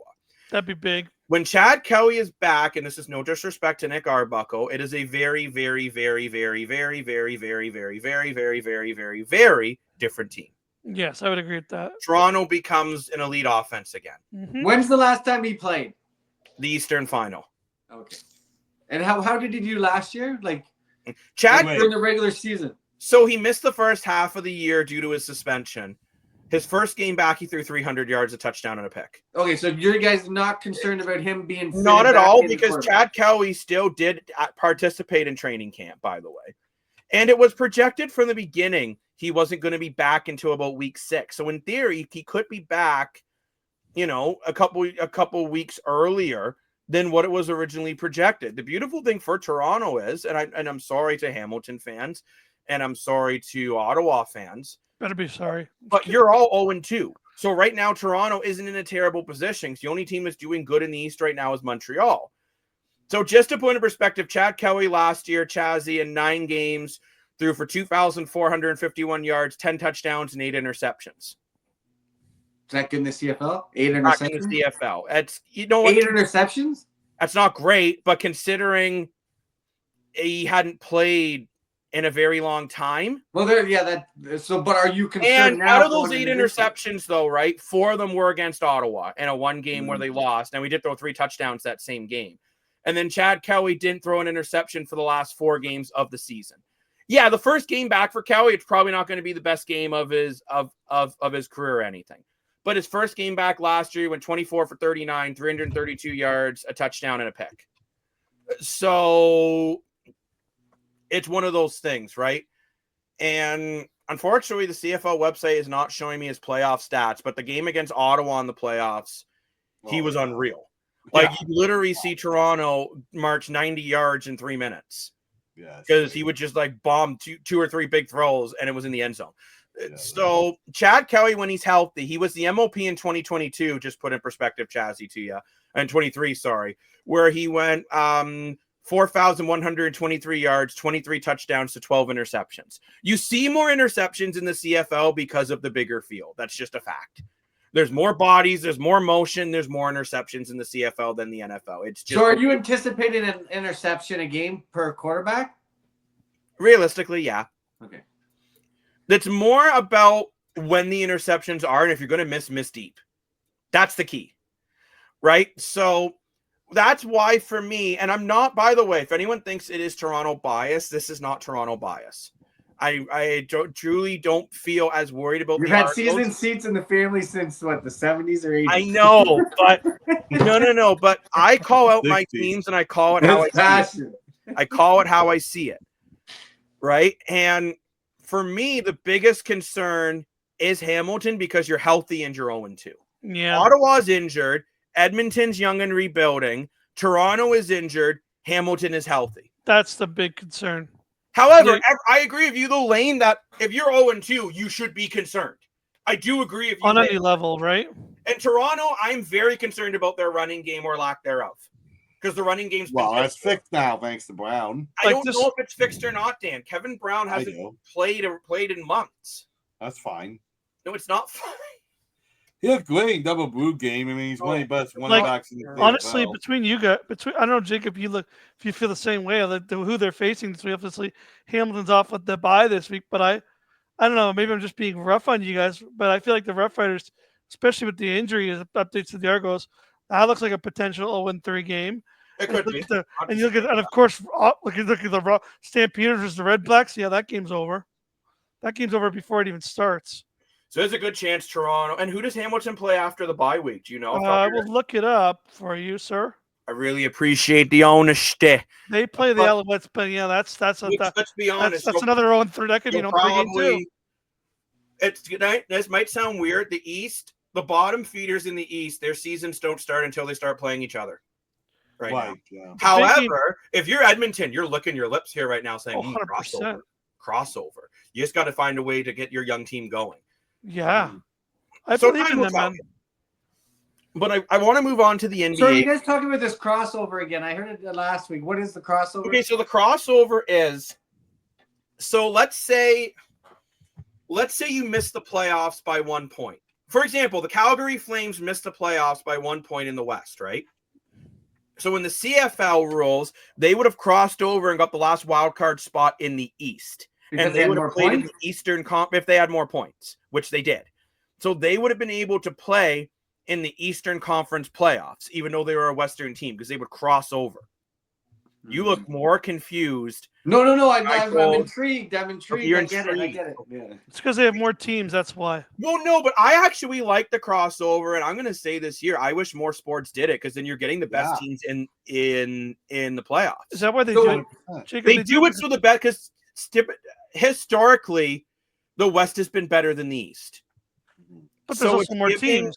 Yeah, but it's also because there's more teams, but you're giving the better team the ability to make now, mind you, let's say you would be second in the East and you finished outside in the West, you would still get the third spot in the East, or vice versa. That's how the crossover works.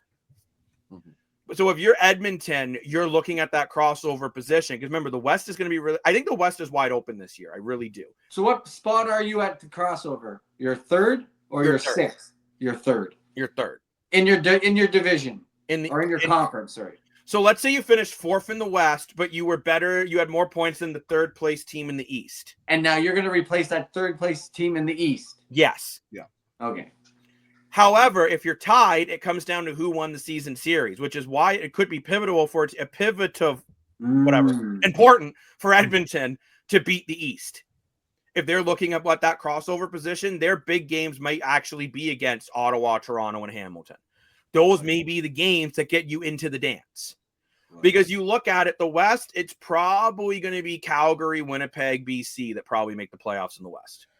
Right. Depending on, I mean, it's only week 2 though, so really, who the hell? Was Saskatchewan? Right, you got Saskatchewan too. So actually, BC could be also a team on the outside. I think BC's the odd one out. So it's interesting, right? So time will tell. But I want to move on to the NBA playoffs, and then we'll get into some streaker picks. But the NBA playoffs, Game 6 is coming up. I want to ask Lane and Chazzy. I don't care who answers first, because I'm all loving here on the Island Podcast. If Halliburton is injured and can't go, do the Pacers have a chance of winning Game 6 still? No. You sounded so sad. No, I just no. It's been a heck of a run. It's been they put up a good fight. I still think they should be extremely proud of what they've done here in the finals. They've taken a really good team and done a lot more than what people thought they would, but unless Halliburton can pull it off, which I mean, I still think, I think he's a trooper. I think he's going to play. Whether he's healthy or not is another question. I see all the questions of will Halliburton step up and play the game through injury. I think he will, personally. I think he's going to give it 100%, even if he doesn't feel it. But I think OKC will just wrap it up here and take their finals home. And they're the better team. I think they can bring it home here. Because I don't know anything about the NBA, but I disagree with you two. So I'll challenge you two to a streakers rivalry, and I'll take the Pacers. I said they won the series will go 7, so let's make it 7. The Oilers couldn't get it done, so maybe the Pacers can get it done. Siakam's got the leadership and winning culture attitude, but Edmonton needed, right? And I will say with the Pacers, I know I went on a rant that when the Edmonton Oilers lost, it was a fail. I don't think this is a fail for the Pacers. Oh, no. If you go down No, of course not. I think this year's been a huge success. I just don't know, even if Halliburton's at 80%, I don't know if it's going to be enough to beat OKC. I thought OKC played their best game of the finals in Game 5. And mind you, I don't remember his name, but the backup point guard for the Pacers played very well in that game. McConnell, he's been really good. Thank you. And with Halliburton out, they still only lost by 11? Like, the game wasn't a blowout. The Pacers kept hanging around. They kept making runs and making a push. I forgot it was only 11. I just don't see them winning Game 6, even with Halliburton can go if he's not 100%. Because I think if he goes, OKC is going to know he's not up to snub, and they're just going to attack him. It'll be up to a guy like, can Pascal Siakam do what he did the one game when Golden State just said, we're going to shut down Kawhi Leonard, and Pascal Siakam said, hold my beer, and put up 40. Can a guy like Pascal Siakam do that again? It's possible. But time will tell. But I do want to ask you guys, then let's go around the room. Get your Streakers app open on your phone or your whatever you're using. Maybe you have a backup phone. Your tablet. Could be on a tablet. Could be on a computer. Word I wanted to think of. Who's winning Game 6? I will go first and say OKC wraps it up. Yeah. OKC. Yes. Lane saying OKC. Chazzy OKC. Dan? Yeah, I think it's over. The Pacers. All right. I don't think the Pacers are quite done yet. Send me an invite to a rivalry. Will do. I'll accept it. Will do. I mean, Dan's not out to lunch, but I just think I'm not saying the Pacers couldn't do it. I just think that with Halliburton at 100%, this is a team that it's when OKC's too good that you need Halliburton at 100%. I see Chazzy already celebrating his streaker point. No, because you sent out the thing, and with this big update now, we can have the Streakers Island Nation partake with us on the app with the props. So what I was doing in the last few minutes as we were speaking is putting the props. Well, you did that fast. Into the website. That's why updates so much. It's all of a click of a buttons, and now we know Chaz can do more than just change shirts quickly. We are live in the app, customized props for Streakers Island pre-tape show. I don't know.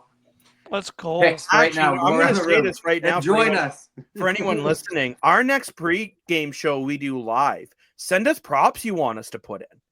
And then Jazzy, with his magic fingers, patent pending, will get those props in the app. I can make a terrible joke about magic fingers, but I won't, Chazzy. Don't you worry.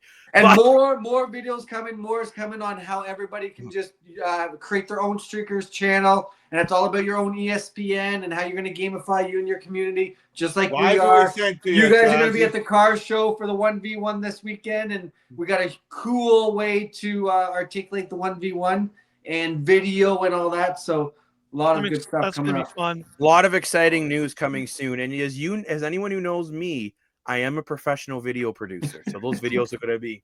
Oh, yeah. But make sure if anyone else wants to get an easy streaker point against Dan, send him a rivalry and make him take the Pacers. Yes. I kid, Dan. I think this game will be closer than people are expecting. I just want to say thanks to everyone who support the social media of our wonderful videos too. And if you're not following, follow us. I mean, our TikTok video got over 4,000 views this week. Our another Instagram video we did about the car show got over 1,200 views in under 24 hours, right? So the videos are high quality. People love them. So come and follow us on the social media aspects too. John and Jessica helping us out with the 1v1. So by the way, never mind follow on social media. Follow Dan in general. Find out where he lives. Find out where he gets his morning coffee from. And then you can be more for your money. Coffee time. You know what? Take the skin and add it to Fortnite. Everyone loves watch me eat my evening ice cream, right, Chazzy? My nightly ice cream. Well, soon enough, you'll have your own East. What are you going to be doing? Racing Gran Turismo. You'll have your own. That's why you take a build racing wheel for me. Like, yeah, that'll be awesome. But let's move on to the Canadian Football League again, and I want to go over our Streakers picks for the Canadian Football League. Now, one of my favorite things about the Streakers app, and I know we're talking a lot about Streakers app right now, but one of my favorite things that we can do in this app is I hate the props when I watch shows, and I think the props are just stupid.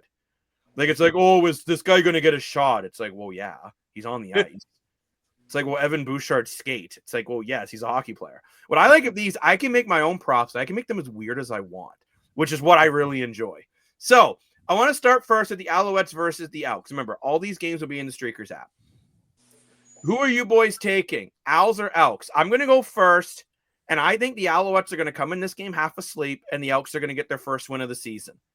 Edmonton Elks are taking this one. That is my pick, and I will lay it on the line as the NHL drilled that song in my head for the rest of my life. And maybe I deserve the circus book upside down. That's how crazy my pick is. I don't know, but I'm taking the Edmonton Elks. At least it's not a Bible upside down. Mr. Chazzy 6.36. Who are you taking in this one? I'm going to fade your pick there and take Montreal to continue this this ride that they're on and go 3-0. So you're taking the safe pick. Mr. More for your money. Who are you taking? Yes, sir. Yes, I'm going with Edmonton, your father. What? Nothing. Keep going.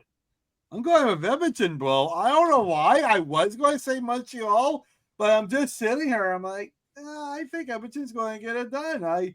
They got all the Argos defense, and Argo and Montreal really don't like each other, so maybe that rivalry will pick up and can continue. I think Trey Ford's got to figure it out at some point. And if he doesn't, you got Cody Fajardo on the bench. Imagine Cody Fajardo comes into this game. I just dominates. That'd be hilarious. That would be amazing. So I hope that happens. No respect to Trey Ford. That would be incredible if that happens. And I think Alexander could still kind of fall apart. yeah, we see him as 2-0 right now, but he hasn't been really tested all that hard yet. So I mean, I'd still take him over Chris Trevler right now. Just getting well, back. 100%. But Yeah. now let's get over to some of our. Well, what about Lane? Oh my gosh, Lane! He didn't ask me about what team I was afraid of 0-2. He just completely skipped me. I don't And now want to you be. skipped Lane with this. I don't want to be here Jacob. anymore. I'm just gonna leave my thing up. I don't want to be. Jacob forgot about me. Literally. You know what, boys? Yeah. Wow, I really appreciate your honesty. But okay, so Lane, who are you taking in this one? I apologize. I was actually going to take. I'm taking the Edmonton Elks too. Though I do agree with you, Jacob. I think they're bound for a win. Straightforward. I believe in this kid. I think he's ready to. He was hot last year. He needs to get hot again. I think this Elks team is ready, and I do think Montreal's going to come and underestimate them a bit. So you know what, Lane? Because I forgot. I don't know how I forgot the most dashing man I've ever seen. You know what it is? It's because I was right beside you. I know. He's so jealous of the look. That's what. But, 100% he's jealous. I'm gonna let you go first on the props. Ooh. Straightforward, 200 yards passing. Yes or no? 100%. I'm gonna go more than that. I'll go 250. I think he's gonna have a big game. All right, Chazzy, make sure you change that prop. Lane wants it at 250. He wants 250. I'm changing. He wants to, you know, and this is a cool thing too that we can do. So I am gonna let Dan go next since I also forgot him earlier in the show. Now he's my brother. It's okay if I forget him.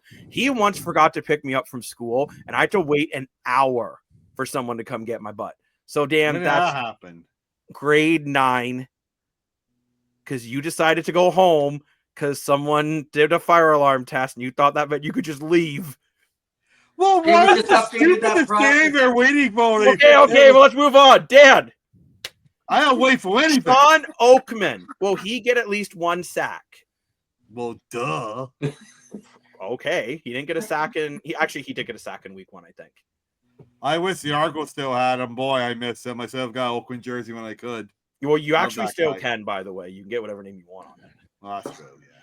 So, Mr. Chazzy, 6.36. Do you think Austin Mack was very vocal saying that he thought he should have been put on the top 50 players list? In fact, called the league out saying, well, you must not watch any games. Is he going to get 70 yards? Absolutely. Yes. Yes. Absolutely. That's why I think Montreal will win this game. I think he'll have a big game. Yes. Actually, we still got to do our top player show, too. We have a lot of shows we have to do, guys. We're very busy. There's But so much stuff we got to do. Holy now to my Not prop. Lady Moss, by the way. Not Lady Moss. Now to my prop. And I think the Elks, to win this game, their defensive line's going to have a big night. And I think they're going to sack Davis Alexander at least 3 times. Whoa. If you think about it, who do they practice on every week? Trey Ford, the most mobile quarterback maybe in football right now. Yeah. And Davis Alexander likes to use his mobility, and I could see them using a quarterback spy system and really taking advantage of it. And I'm saying they're going to get at least 3 sacks in this game. But now I want to move on to the Saskatchewan Roughriders versus the Toronto Argos. And you guys are going to be at this game, no? We will be at this game. So we will be a long day for the Moore brothers. Friday night under the lights? Yes, it's a great Friday night. It's going to be a crazy game. I apologize to Lane and Chazzy, but I scored only 2. But I scored 2 Blue Jay tickets. Nice. So we'll be at the Blue Jay game on Saturday and the Argos game on Friday. I mean, we should be staying at Hotel X, but anyway, that's another conversation for the CEO on another day. But I agree with Craigie. I want to go home and snuggle up in my comfy bed. I want the viewing CN Tower, bro. Anyway, come on. We'll be leaving the Argos like 10, 11 at night. Then we got to go back on the GO train and get to the Blue Jays till 2 in the afternoon. Like, anyways, no, bro. Dan's a whiny baby. I need my nice bathrobe. I need to valet my ice cream again up at Hotel X, you know? But anyway, it's just going to be a busy weekend for Streakers, and we'll have the car show CFCS on Sunday. So, full action weekend. So, keep on our social media for all the updates. Let's get back focused, everybody. Lane's in shock. He is. And who's going to take this Rough Rider versus Argo game? Because Dan ranted, he has to go last. Mr. Chazzy, who are you taking, Argos or Riders? Oh, Rough Riders. Sorry. Lane? Yeah, I think you guys are going to be in shock for a bad night. It's going to be the Saskatchewan Roughriders. Your injuries, Nick Arbuckle. I think you guys are going to be. You guys might be getting the Dan doesn't worry because you're going to be leaving nice and early. Yeah, you said you were concerned earlier, so I went by your emotion. I'm like, yeah, the Rough Riders. I kid. I love them. I just bugged them because they're Argo fans. So I think this game's going to be closer than what everyone's saying, but Toronto, unfortunately, I think will fall to 0-3. I think it's going to be a closer game because I could see the Rough Riders coming in, underestimating Toronto the way I think the Elks could be underestimated. But I think, unfortunately, the Argos are going to lose a low-scoring game. So I think Toronto's defense will step up. I did have a question for you because I just saw this. Are you concerned that you guys are the second lowest scoring team in the CFL? Not at all. Our starting quarterback's not playing. I know, just been for this game. Is that a concern? Because knowing how good Saskatchewan. Oh, it's a concern for this game. Absolutely. I was really hoping Chad Kelly would be back for this one. Yeah. And unfortunately, he is not. But for the season, I'm not concerned until we see Kelly play a few games. And then if it continues to be a low number, then talk to me again. Well, talk to me in general because we're good buddies. But Dan, who are you taking in this one? Or do you still have faith in Arbuckle? Well, boys, send me a rivalry on the Sneakers app. I'm going with the Argos, and I'll tell you why. Not just because my T-shirt says so. I think I'm doing it because Janarian Grant. Janarian Grant is a big missing piece. Like what Jacob said, instead of starting every drive at 15-yard line, maybe you're starting at a 70-yard line. And Arbuckle, unfortunately, buckle up, could not get up to 90-yard drives, but he was doing 70-yard drives quite a bit these past two games. And the other big reason is Brown. Holy cow, that Brown is amazing. We saw him in Double Blue game. He had his shirt off. He had his swagger on. He looked fantastic. William Nylander watched out. Yeah. Brown. He's ready to go. Oh. He's ready to go. And having the shirt off. Not having the running game really hurts the Argos, right? No, you're right. You know, they got the running game. They got Grant. And Buckle Up's just getting ready. They got the one of the best punters in the league in Haggerty, very underrated. A lot. And they got I can't really pronounce his name, but Halawahu is a great kicker. Liam Halawahu. Thank you. He's gonna have a good game. And or Pat Number calls him Wahoo Wahoo. Just to remind everyone that it is the Pride game. For the Toronto Argos. That's so cool. all the Pride colors and festivities will be out, and don't be shy and get out there and support that community. I think will awesome. say too for the Argos, their home opener was their highest home opener attendance in about 10 years. Yeah. So it will be interesting to see. I'm very curious to see what the crowd will look like. I do think the replica Grey Cup rings were a big factor in it. And I do want to say quickly to this, and don't worry for the short, I will cut this very differently. But I do want to say here, if anyone is trying to scam you on a Grey Cup replica ring, they are not worth $250. I've seen some of them on Facebook Marketplace, people trying to get $250. I saw one person on eBay trying to sell it for $700. It was a replica. What do they look like? I don't have it. It does not look like garbage. It's in my car. The last one was better. I gotta be honest. The last one. I disagree. I actually think this one's better because it actually fits my finger. Oh. But just the replica rings go for about $50 at the real sports store. So please make sure you're not getting ripped off on Facebook, Kijiji, eBay. Oh, you can buy them at the real store. That's you cool. can also buy them at the game. But the first 10,000 fans got them, so we got them. We had to line up for almost an hour. Just to get those replica rings. We were told season ticket holders could get in early. We got in 3 whole minutes earlier than everyone else, boys, because it was such a big lineup.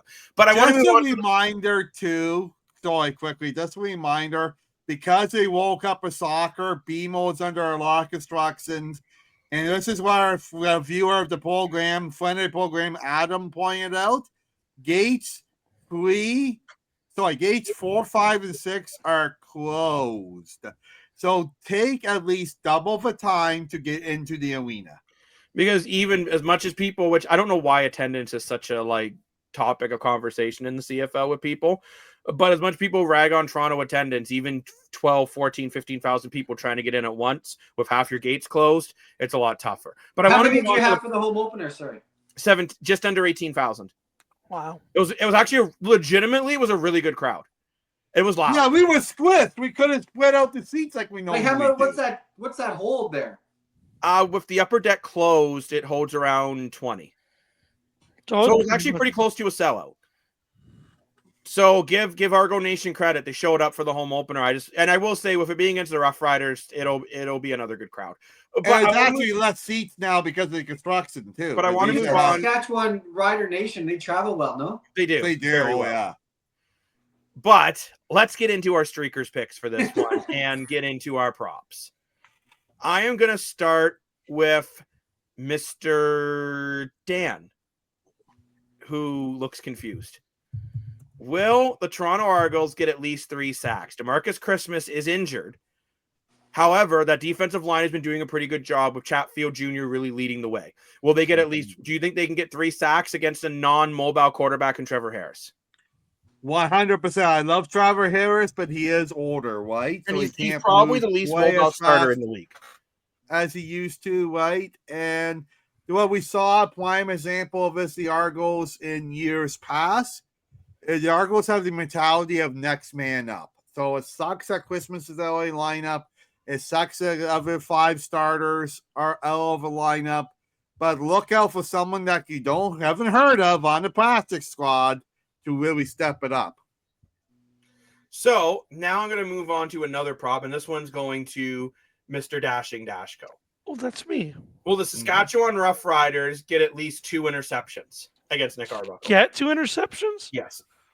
Yeah, They'll pick off Arbuckle twice. Yeah, I could see that. They could pick off Bully Levi Mitchell. They could pick off Nick Arbuckle. So Actually, I would like to quickly point out, I think Mitchell and Arbuckle have been putting up comparable mediocre numbers. Both putting up decent yardage, but not getting the points needed. And so just interesting one there. I think so, yeah. I am going to go to a Argo prop, which I'm going to send over to Chazzy. Kevin Brown has just been inserted back into the lineup. And for those of you who don't know, Kevin Brown 2 years ago would have been on pace for almost at 1,000 yards and only played half the season. Yeah. Could the Toronto Argos get a combined rushing 70 yards? That's between all your running backs and your quarterback. Do you think they could get 70 yards rushing? See, when I saw this prop, I was scratching my head. 70 yards, that seems low for a team. It's not that low for Canadian football. That's 3 down. If you get down early, you're passing the ball like crazy. Wow. So I'm going to roll the dice then and say yes, over 70 yards. I think you're making a smart decision because I think Toronto's going to try to run the ball a lot more. See how Jacob tries to trick you with the custom plots. Exactly. But even with the shorter play clock, like you're running double the plays. Yeah, but you only have 3 down. So if first down only gets 2 yards, you can't run. You got to pass. Got it. Now, you know how I said one of my favorite things is that I can pick weird numbers? My next prop is for myself. Will DeMonte Coxey get at least 64 yards receiving? I love the number 64. How come not 69? Because I'm mature, Dan. And I would say here, DeMonte Coxey has been one of the bright spots in this offense. He is going to get at least 64 yards receiving. I think that he's going to have to step up with Tavares Daniels injured, and you're going to see DeMonte Coxey going up there and getting some 50-50 balls, even against this Rider defense. It might be the best defense in the league. Because we say it might be one of the best defenses in the league, but Ottawa did throw over 400 yards against them. And even Hamilton, I think, gave them a run for their money, right? So they're a good team, but I still think they're beatable. Although I do, unfortunately, I hope I'm wrong. I hope Dan gets the streaker points on that one. But now I want to move on to the Ottawa Red Blacks versus the Calgary Stampeders. As a reminder, all these games are in the Streakers app. And Chazzy, I'm going to start with you. Who's winning this one, Stampeders or Red Blacks? Stamps. Lane? Oh, the Stampeders are winning 100%. Dan? I would love to make interesting TV and say Ottawa, but I'm going to I am doing the same as Dan. I would love to make interesting TV, but I got to go Calgary. Calgary. Calgary. I think Calgary is, besides of my power rankings, which are better than everyone else's. Like, is this a blowout? I think Calgary is a top tier team. I think this could be. So going across the country, does that affect Calgary, Ottawa? Like, you got Calgary going from Toronto back. Does that affect these games week to Absolutely. week? That's some tough travel. Right? That's some tough travel you got to do. It's tough for these Western teams and the Eastern teams when they play out of conference matchups. Well, that's something else too, and no one even talks about in CFL versus NFL. There's so much more traveling in CFL, and especially when we get our 10th team, the Halifax Spooners. Imagine how much more thousands of kilometers you're adding onto your schedule. Which this Going from game will be Vancouver to Ottawa. Halifax. Ottawa will be traveling to Calgary. This game is in Calgary. So Yeah. travel for Ottawa will be pretty far. It'll be some big distance. Now let's move on to some of our props in this one. And I'm gonna go first and give Ottawa a little bit of credit here. I think William Standback will be able to run at least 80 yards rushing. I can see that. And I'm going to tell you why. Because they've not been able to run the ball the last few games, and I think Bob Dice is going to have to make a major adjustment. Calgary's rush defense, I think, might be their weak point. We saw Miriam Williams actually really take advantage of some weak coverage against Calgary's run defense, and I could see William Standback having a big game. I also could see William Standback wanting to play really good against his very good friend in Vernon Adams Jr. I could just see this going very well for him. Speaking of Vernon Adams Jr., Mr. Chazzy, will he throw at least 200? I was hoping I was going to get this prop. Will he throw at least 275 yards? Yes. I got to agree with you here. The only way I could see him not is if the game's a blowout and they just start running the ball or pulling him early to get Jake Mears some reps. But I think if this game stays within reach, which in the CFL, if it's within 2 scores up to the last 3 minutes of the game, it's in reach, you will see Vernon Adams Jr. staying in this game. So if you disagree with me, send me a rival, or I'll have a rivalry out there so you just join. And not Jake Mears, sorry, PJ Walker. Is there bad? And yeah, I agree. If you disagree with Chazzy, which it's kind of hard not to disagree with Chazzy, like look at him. It happens sometimes. 7.0. But now I'm going to give this prop to Mr. Dashko. Combined 47 points. Yeah, I could see that. I could see the Stampeders getting a big lead on. Maybe Ottawa gets some, garbage points or something in the fourth quarter. So yeah, I'll say yeah on that one. So actually, I'll change that to 47 points or more. We'll change it to that, so that way if they get 48, you're not screwed. See, we can change the props live on the air. Last but not least, I will not forget the man who tonight is not wearing fleece, which is Mr. More for Your Money. And Dan, will the Ottawa Red Blacks get at least 2 interceptions against Vernon Adams Jr.? You know what? He is the type of quarterback that sometimes tries to force a pass that just isn't there. What do you think? Tough question, but I'm going to say no. I think Vernon Adams Jr. wants to be in the conversation of the top quarterback in the league, which I think he should be. But in order to be the top quarterback in the league, you got to stop giving up those interceptions. So I think he's going to clean that part up in his game.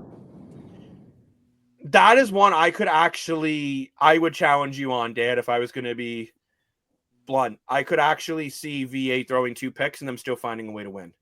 Oh, I think he'll still win. I'm not disputing that. I just mean on a personal level, right?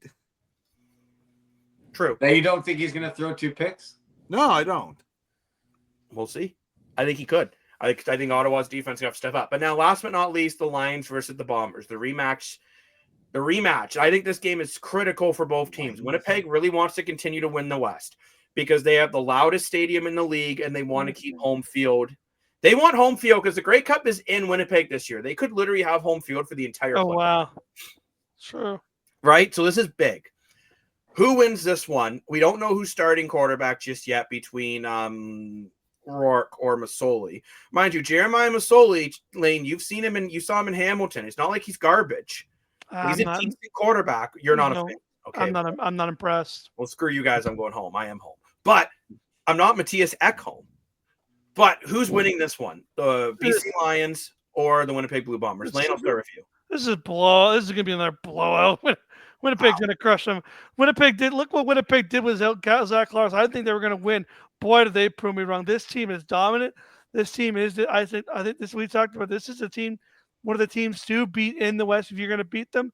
I mean, I know they didn't win the Grey Cup, but at the end of the day, this is one of the teams to beat. Dominating the West the last 5 years. Yeah, I think this is another one that's just over before it starts. As a reminder, though, no Brady Oliveira.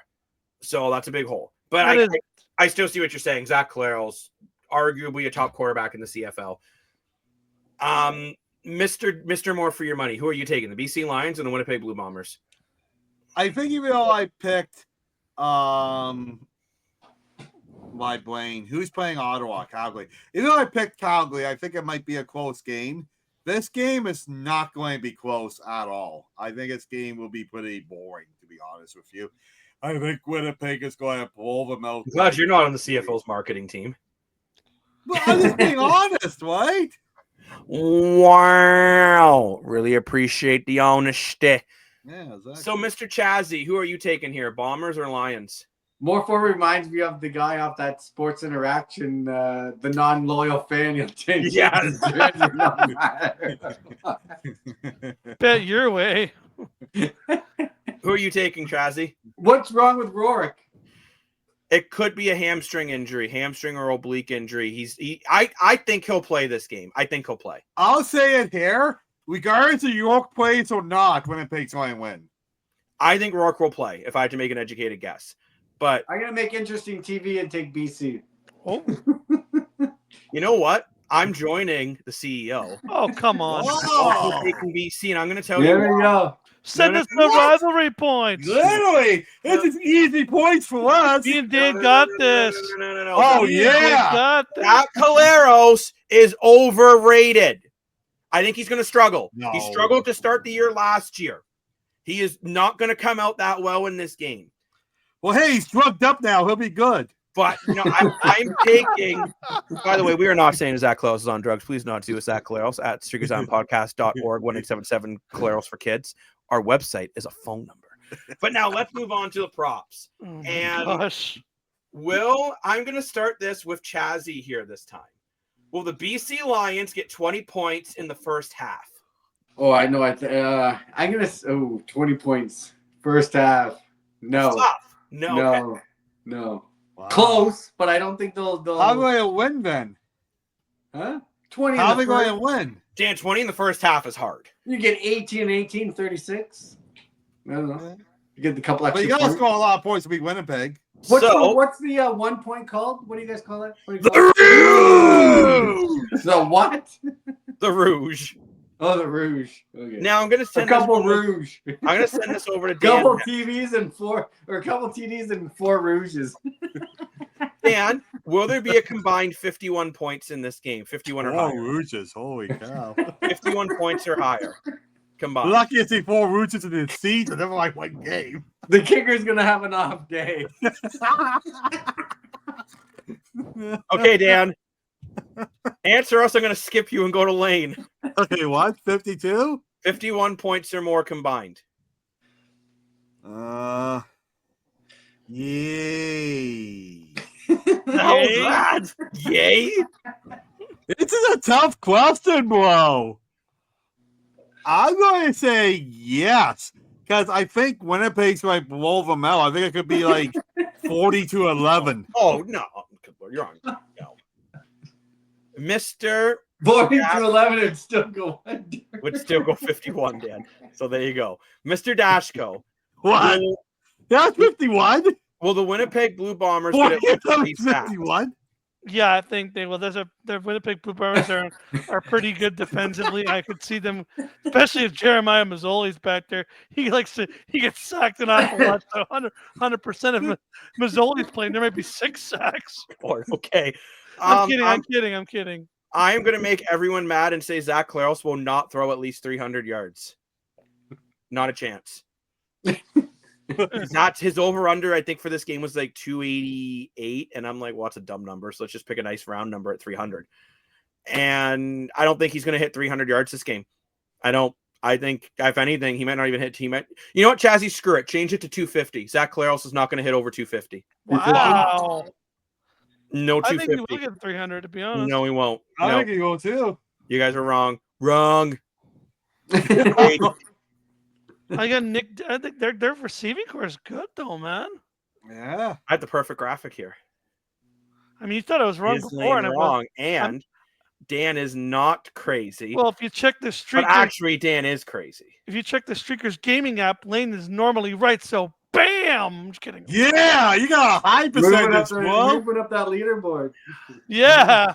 That's because me and Chow just made all these dumb rivalries. Just to try to lower my score. But anyways, that's everything going on in the CFL. And just so you guys, you missed any, obviously just roll back. It's a pre-recorded show. But each one of these will be reposted as a short on our social media. And join us on the app before the games. And join us on the app before the games. Absolutely. Now, I want to talk about NHL rumors. And the first one is Mitch Marner. The Mitch Marner Watch is on, people. And actually, what I think will be fun, Chazzy, we're going to have to set some props for Free Agent Frenzy when we do our shows on Free Agent Frenzies.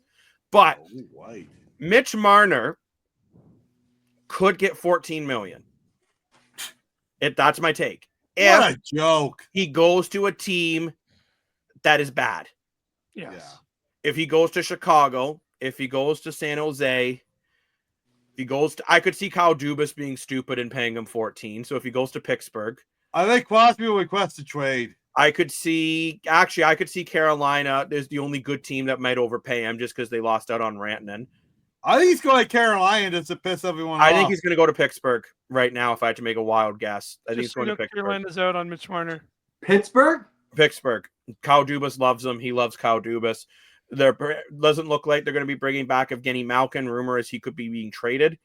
So whether you like Malkin or not, that's big production you got to replace. Maybe Sidney Crosby can make Mitch Marner play in the playoffs. He made him do it in Four Nations. So you know what? Sidney Crosby is one of those guys that just is a difference maker. But I'm curious to you guys, do you think Marner will go $14 million on a team that maybe can't win in another 3 to 4 years, or between 10 to 13 on a team that's in a win now mode, like Vegas, for example? Right now, Vegas is the odds favorite to sign Marner, which I don't agree with that.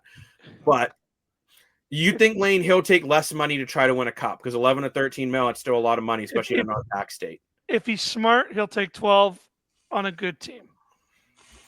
But is he smart? No, like in all seriousness, though. Or does Marner think he can make a team get over the hump? A team that's, I'm going to say it, a team like Montreal who made the playoffs, but Rory was missing another piece, right? Maybe Montreal's willing to pay him 14. I don't know Montreal's cap situation. I don't know the guy. I mean, I don't know the guy. I don't know what he's like. Really? I really You're not his don't. neighbor? I'm not. But based off the impression that I'm getting from this guy, maybe Mitch Marner's neighbor speaks on that, the lanes. The impression that I get from Mitch Marner is that he has a really bad attitude. Now, he might not have a bad attitude. Maybe this is all fake news and he's a nice fake guy. News. But based off everything I've heard and the whole charity thing and the way he acts and the way he talks and the way how he thinks this is going to be the Mitch Marner show, and that now he's going up there saying, I'm going to take a week and vlog my travels, and it's going to be the Mitch Marner show, and everyone's going to be watching me. Why LeBron James did it? Why not? Yeah, but he's not LeBron He's worth James. doing it for. He thinks he's going to have this ESPN, my decision, this big, everyone's going to follow everywhere. Come on, man. You're Mitch Marner. At the end of the day, you're a hockey player. You're not that big, bro. Calm down. But you know where I think he could go? He's not very big. He's only 5'8", bro. People aren't really talking about this move. I think he could go to Detroit. Detroit's got $19 million in cap space. Get Marner and Dylan Larkin. That's an exciting combination. And you also have Alex DeBrincat, and Detroit doesn't have anyone over 8'7", so they have the space. Bring Marner in as your piece, and maybe that gets Detroit over the hump. And see, Detroit, I think, could be willing to pay Marner closer to 14 versus a team like Vegas that might say to Marner, look, take $10 million and come win a cup. I got the best answer. Go to where? Who cares? If you say Toronto, I'm going to. What do you mean, who cares? Who cares? Mitch Marner gets 100 points in the playoffs. Then Barry gets a point per game. I doubt he's going to get 100 points in the playoffs. Who cares? I think that's the best. I know it's not the answer for TV, but that's the best answer. You know what I think? I agree with Lane. I know I don't know the guy, but I think he does have an attitude. If you look how he canceled this charity event with Lane, you guys are reading into that way too much. No, that only I don't costs care. $10,000. Okay, he's made millions of dollars in his It's not career. the What's money. It's $10,000? why does he want to The get back to other the city point- of treating him like garbage? The other point Because is he's He come needs out to change and the said senior. He needs to change. I agree with Chazzy. You guys are overblowing this charity thing. he's come out and said that he's only going to sign a 3-year deal because he knows the cap's going to go up in 3 years. This guy When has did no. When did Mitch Marner go in front of a camera and say that? He Well, has not. his He has agent's not. saying it so. I don't care what his agent says. Agents are not the player. Agents like to stir the pot to try to get more money. That's their job. I'm just saying if he does, then it's very obvious the only thing he cares about is the money. I'm not That's not even true. No, it's criticizing the not. guy. I get it. It's a business. But I think he's money driven and highlight driven. I don't think he really cares about winning a cup. I don't think he Disagree. really cares about being the nice guy. I don't think he really cares about being the best player. I think he Disagree. wants the Everyone comes highlight to the show NHL with their goal to win a and the cup. money. That's the goal. The goal when you come to the NHL is to win the Stanley Cup. And I think Mitch Marner, by the way, I never wanted Toronto to re-sign Mitch Marner in the first place. So when I'm defending him, I'm not even the biggest Mitch Marner fan personally. Because I just said you can't have 4 guys being paid this much money. It won't work. And sure enough, it didn't work. But I think Mitch Marner will go somewhere else. And I think Detroit, he could have a lot of success. Because you have Larkin, you have Lucas Raymond, you have Alex DeBrincat, you have Andrew Cobb. You got some really good players there, right? Because I think putting Mitch Marner in a team with no one that can score, you'll see Marner's production really go down. He'll go from 100. Okay, fine. You know what? I'll give you a team. I say San Jose. No. Reason why I say San Jose is they got the cap space. It's California. It's the beaches. Who doesn't want to live in San Jose? I don't. And they got a lot of great, young, talented players like Celebrini and Will Smith. Imagine how good they would be with as someone long like Mitch Marner. as he has no comedian to slap. Will Smith will do very well. But Yeah, San I Jose, see Dan, you San Jose. talked about it. San Jose has. But Jacob, I want. Hurry up, cap friendly Puckpedia. Oh my gosh, they're gonna have $53 million in cap space. But Jacob, here's San Jose. So San Jose could realistically pay Mitch Marner 14 to 15 million. Yeah, San Jose. But here's the thing that frustrates me. Okay, and here's my point. I'm going to say this. You say I'm reading too much into the charity thing. Okay, why is he running away from it? Because he did something he shouldn't have done to the city of Toronto. This has nothing to do with this. The only reason he's afraid to go play in a charity game in Toronto is because of the backlash and what the stunt that he pulled here. He said, I want to be a Leaf. I love the Leafs. This is my team. I grew up here. I'm a kid. I'm the blankets. I have the socks. I'm a Leaf fan. I love this team. And then the freaking second he turns 26, he's out of here faster than a bottle of mayonnaise that went raw. Screw you! Thank you, Lane, for not using the middle finger, so I don't have to do any beautiful editing there. However, because Marner will show you a Stanley Cup ring in a couple. I do wonder with Mitch Marner, and I'm curious about this. And again, I'm not. I agree with Lane 100%. I agree with Lane 80% because I do wonder if maybe he's re-signing if he wasn't asked to be traded. I don't know. That's a big part of it. That would piss me stop off. being a crybaby about this. Is a business. Exactly, it's a business. His contract's up, and he is leaving. Exploring. So we did. So on the Streakers Island podcast channel, we did add. Will Mitch Marner sign a new contract for an average $14 million on average? So you can add that into your picks while you're playing with us. Whoa. Awesome. Love it.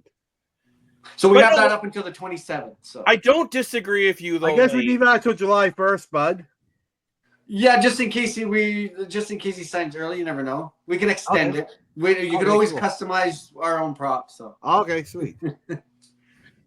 So like, I actually get what you're saying. I really do, right?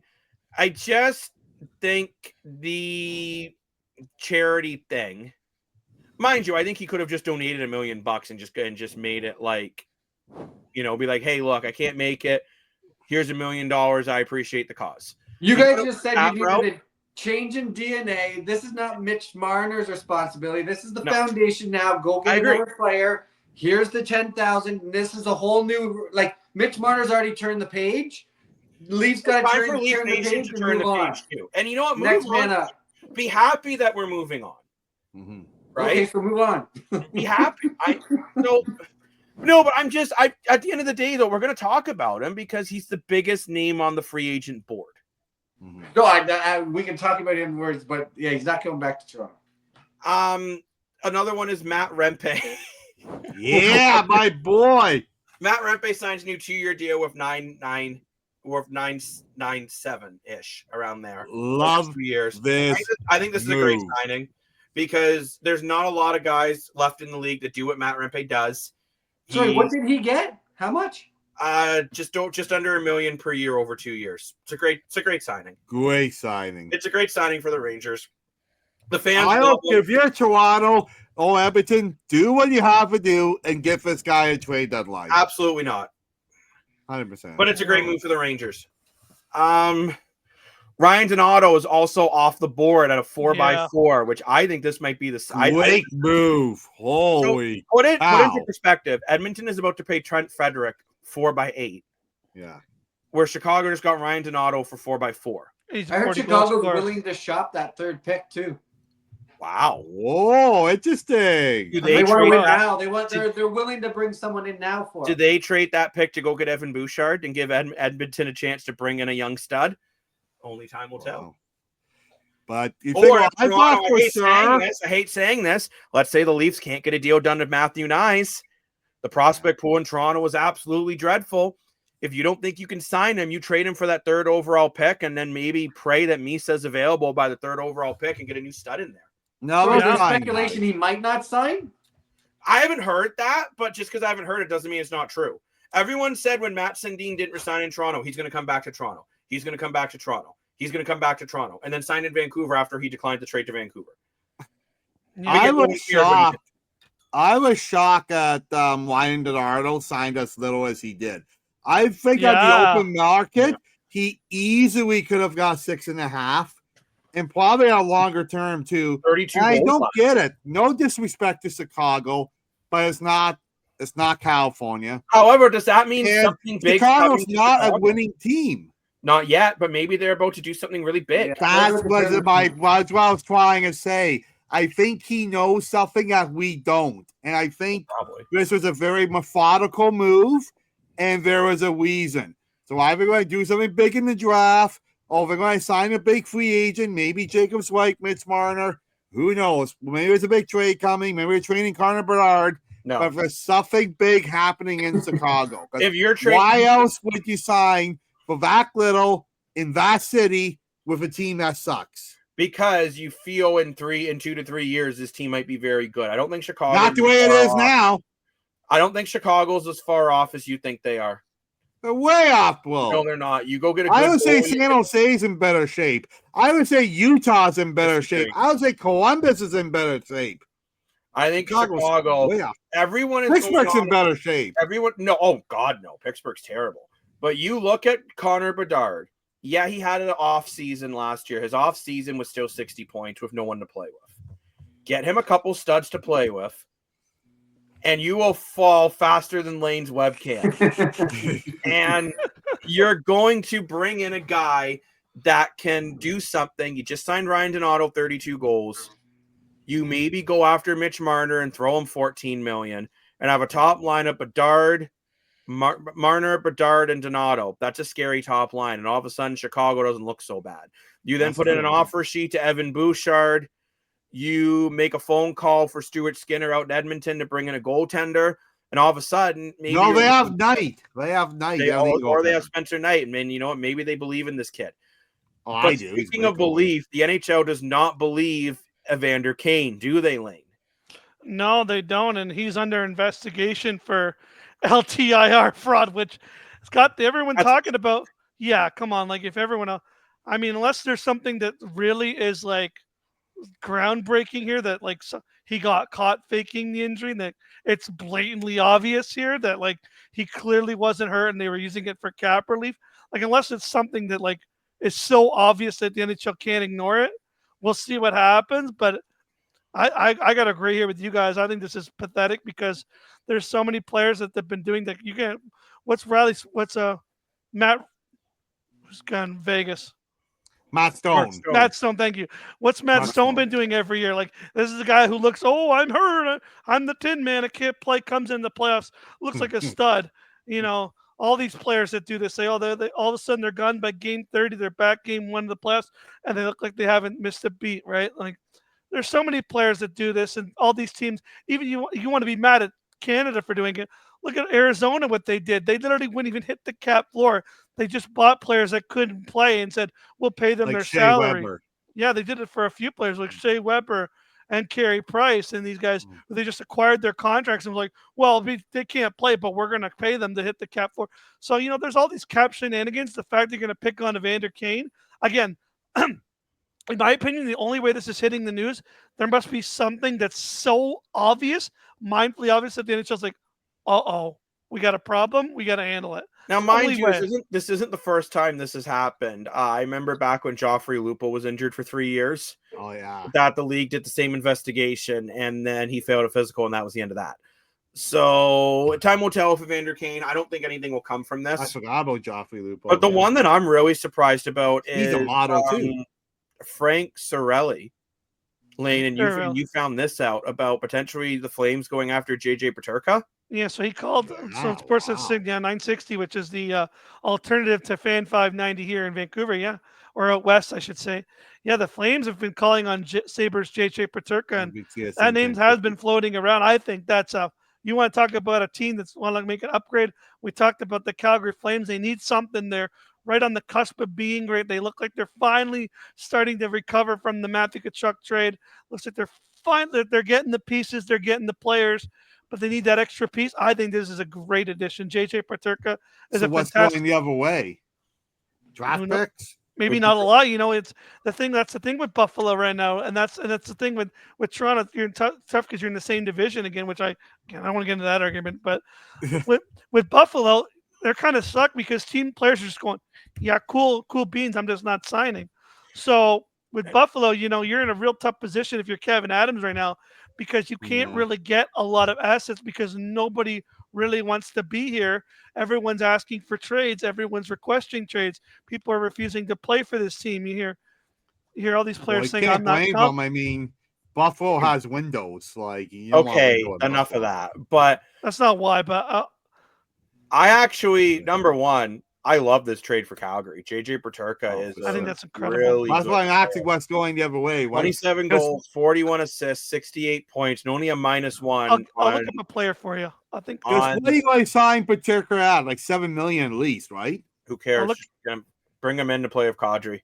Get a real top line of him, Kadri, and Huberdeau. Calgary does have $26 million in cap space coming up, so they got room. I guess Marner could go there too if we want to. Marner's not going to come. Is not going to go to a Canadian team, in my personal opinion. No, but you look at the Flames, right, and they're a team that was right on the cusp.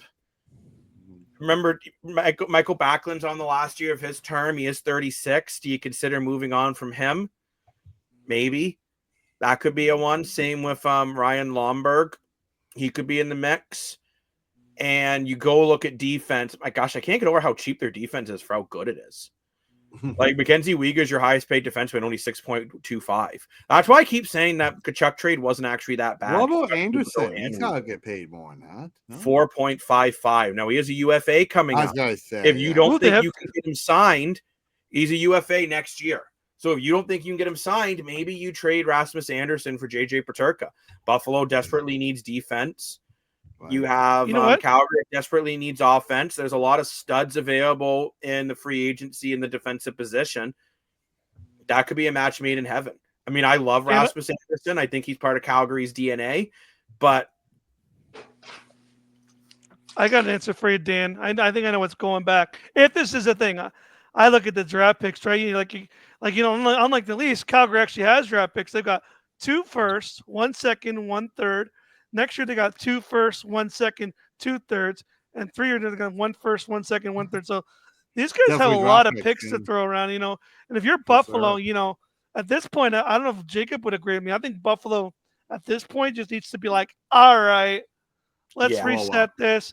Let's Yeah. just trade. Let's shut it down. Let's get let's just do what other teams have done.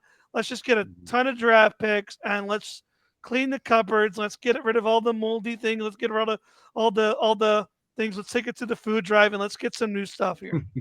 Yeah. And Paterka is a restricted free agent, so you could see them maybe just getting him just for a couple draft picks.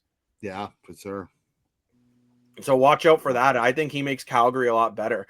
Calgary did also just sign Klapka to a nice 3-year deal at 1.25 a year. I think it was 2 years, bud. Sorry, 2 years, but Yeah. And they signed Matt Colorado too. About $5 million over a couple years, so that's a good 6.5.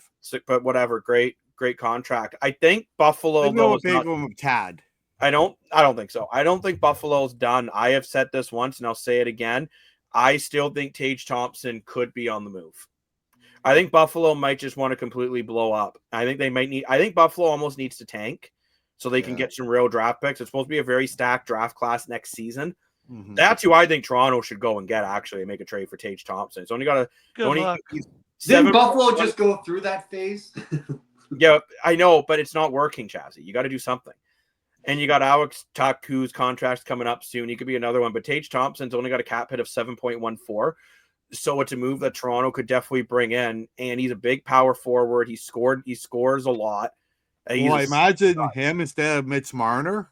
What a difference. Well, that's what I'm saying, right? So, wow. Chazzy, you really opened my eyes when you talked about maybe teams are going to be more looking at the trade market. And I think Buffalo's a team that's going to be taking a lot of phone calls on some of these studs, including Tage Thompson. Getty's young. Tage Thompson last year, 44 goals, 28 assists with 72 points. Everyone went on, he had a bad year. What is it in Buffalo? Is it the ownership? But why don't these guys Windows? No, it's they don't win. They don't win. They've been in the playoffs in 17 years. Yeah, but you just, like I said, you just had all these first rounders, and it just hasn't clicked. And you got to get to a point where you got to move on. I think Buffalo's at that time they're going to move on. Everybody, it just feels like, and the thing with Buffalo. See, okay, here's the. Okay, you want the honest answer? What happened with Buffalo? No, lie, please. What's that? Lie, please. I'm being honest. I said this from day one. I think this is what happened in Buffalo, and I don't know. Again, I don't know why they did this, but in my opinion, I don't know why you decided to not trust Jack Eichel. Like to me, this is the most mind blowing thing. It's a culture issue. Like Jack Eichel came to you and said, "Hey, I need the surgery if I want to play." Now I get that at the time, the surgery was a sort of experimental, and it was very risky. And I know you're trying to, as an asset from a business, you're trying to protect your assets and say, well, if he gets hurt and he never plays again, then we got this asset that we can't do anything with, and we've invested all this money. I get all that, but at the same time, it's like, well, either he gets healthy and gets better for your organization, or he stays hurt and gets worse, and your asset gets to turn down. So when I'm thinking of like how's the owner, not even the GM, I'm just the owner of this team, handled that situation, being like, well, we're not going to let you get your surgery, and then he goes to Vegas, gets his surgery, turns around and becomes a huge player there in Vegas. I don't understand it. And then that's such a bad precedent for the rest of the team to be like, well, if they're going to be like, fooling around over here and not taking winning seriously and not trading and not treating our captain right, and then they're going to go around and we're still losing and they're not picking up valuable assets in the right positions. They're signing defensemen when they've got 4 defensemen. They're drafting the same guy over and over again. They got 3 defensemen that are 6 feet tall that shoot on power plays. Like, they're drafting the same guys over and over again. It just becomes a mess and nobody wants to be here anymore. Don't That's forget, why I think Mr. Buffalo's going to blow up. They did change ownership. So when that whole Eichel Still, thing, I was the old owner. Now you got the new ownership who owns the Buffalo Bills as well. I think he wants to change the culture and he wants to put his own DNA on this team. Which to do that, you got to blow it up. Rebuild. Which to do that, you got to blow it up. Exactly. Unfortunately, I think Speaking of new ownership, though, we gotta get back to the La Fontaine days. Yeah, I know. And Mayday. Yes. But speaking of new ownership, we saw the biggest deal in NBA history for ownership. Lakers sold for $10 billion. That's crazy. I would have bought it. Worth now? I would have bought the Lakers, but I only offered them $9.95 billion, and it just wasn't enough. I didn't feel they were worth $10 billion. LeBron James is going to retire, so I'm like, you know what? No, That's almost double than what the Celtics. Celtics went 6.1. Yeah, so that's big news. How much are the Maple Leafs worth then? How much are the Yankees worth? Like, I always thought the Maple Leafs are worth about $4 billion, right? Worth more than that Lakers now. are worth $10 billion. Wow. What are Maple Leafs worth? $20 billion? What's No. Yankees worth? $50 billion? Yeah, but it doesn't matter we talked anymore. They're about owned by a Maple Leafs. corporation. This was a family, so It's different. MLSC, you can't just buy the Leafs. You got to buy the whole MLSC. That's what I'm saying. You've got everything in total. The Raptors, the Argos, the Scotiabank Arena, BMO Field. It says $4 billion. It's got to be billions of dollars, right? You look at the Maris, you look at the 905 Raptor Junior thing, you know, like. But I just wanted to quickly get that in there. NFC, that's what I was forgetting about. But I want to move on now to baseball. I just did quickly want to throw that in. And what the heck has happened to the New York Yankees? They went from being the most offensively explosive team in the league to now they can't hit a beach ball. So, Lane, you've been doing some more research into this because I'm going to start calling you the researching wonder dog. And what's going on in New York? Well, you got to hit the ball right now. Not hitting the ball, right? Like fortunately, it was snapped tonight from a Jazz Chisenhome. They still lost, though, correct? Yeah, and they did lose. They lost 3-2. They got 2 home runs, one from Jazz Chisenhome in the second inning and one from Cody Bellinger in the 5th inning. But again, that's 2 runs now in what, 38 innings? Like, come on! Like they're pitching. I know. Jays? Oh, this is even worse than I wouldn't even expect the Jays to do this. And this is the Yankees we're talking about with Aaron Judge, Paul Goldschmidt, this super team that they put together and how they were bragging 2 months ago about these weird baseball bats that they got the strategy. Well, they may want to rework their strategy. Because, I don't know, 2 runs in 38 innings. They're on a 6-game losing streak. They lost to Boston. Now they've lost 3 games to the Los Angeles Angels. They're just haven't looked good. They're not putting together offense. They're not even getting guys on base. Aaron Judge has been awful. Like I'm looking like it's a mess right now. And I get that this is like baseball is just one of those things. Like George Springer last year went 0 for 42, and then the whole team do it. I think it's just baseball's just one of those things where once you get in a rut, it's hard to get out of because it feels like it's so. But baseball, maybe Chazzy would know a lot more.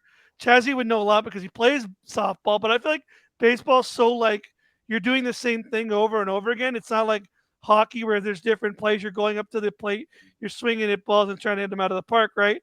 And I feel like when it's not going well, it's the same play. You can't like go up there and make a different play or try a different idea. And I think when this mentality sets in, it's just kind of like it feels like it's never going to end. It feels like they need like another like a 12-run game. They need to like the bats just need to explode again.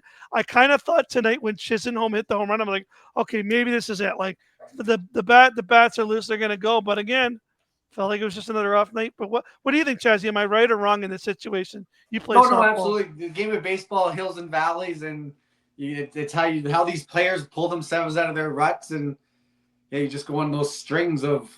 But then you can get warm as anything in the next couple of games. So look at the Jays, right? Yeah.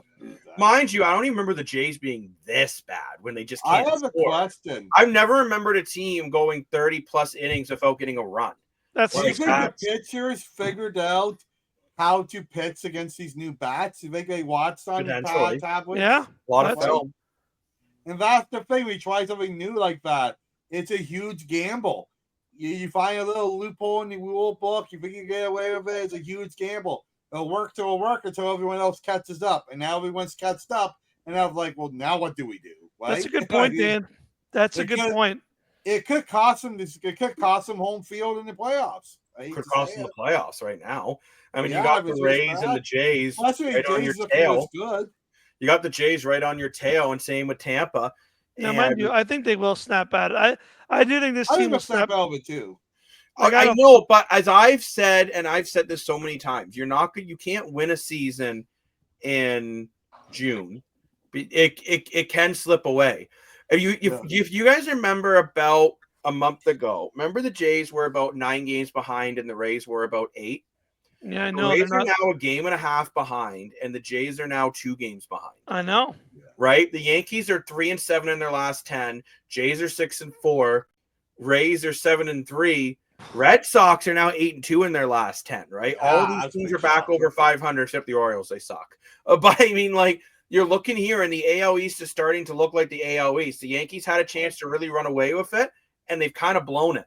Right? Yeah. So, as I keep saying, I get you cannot win a season in June, but you can really screw yourself in June. They need to win badly. They need to win. Did you guys find it weird that Boston traded Devers to San Fran, and then in his first practice he took grounders from first base? Yeah, he didn't want to play first base in Boston. Because you boys do know too. As of right now, the Jays are actually back in a playoff spot. I know. Yes. Right, they're back in the wild card. We talked about this after the Philly sweep, right? Like, if the Jays can do well against these few teams, and if the Yankees keep struggling, we could even see a possibility of the Jays being in first. That's crazy. They're not that far behind. That's crazy. Right, it's very possible. You look That's at crazy. The Yankees are on a 6-game losing streak too. And I don't know, Chazzy.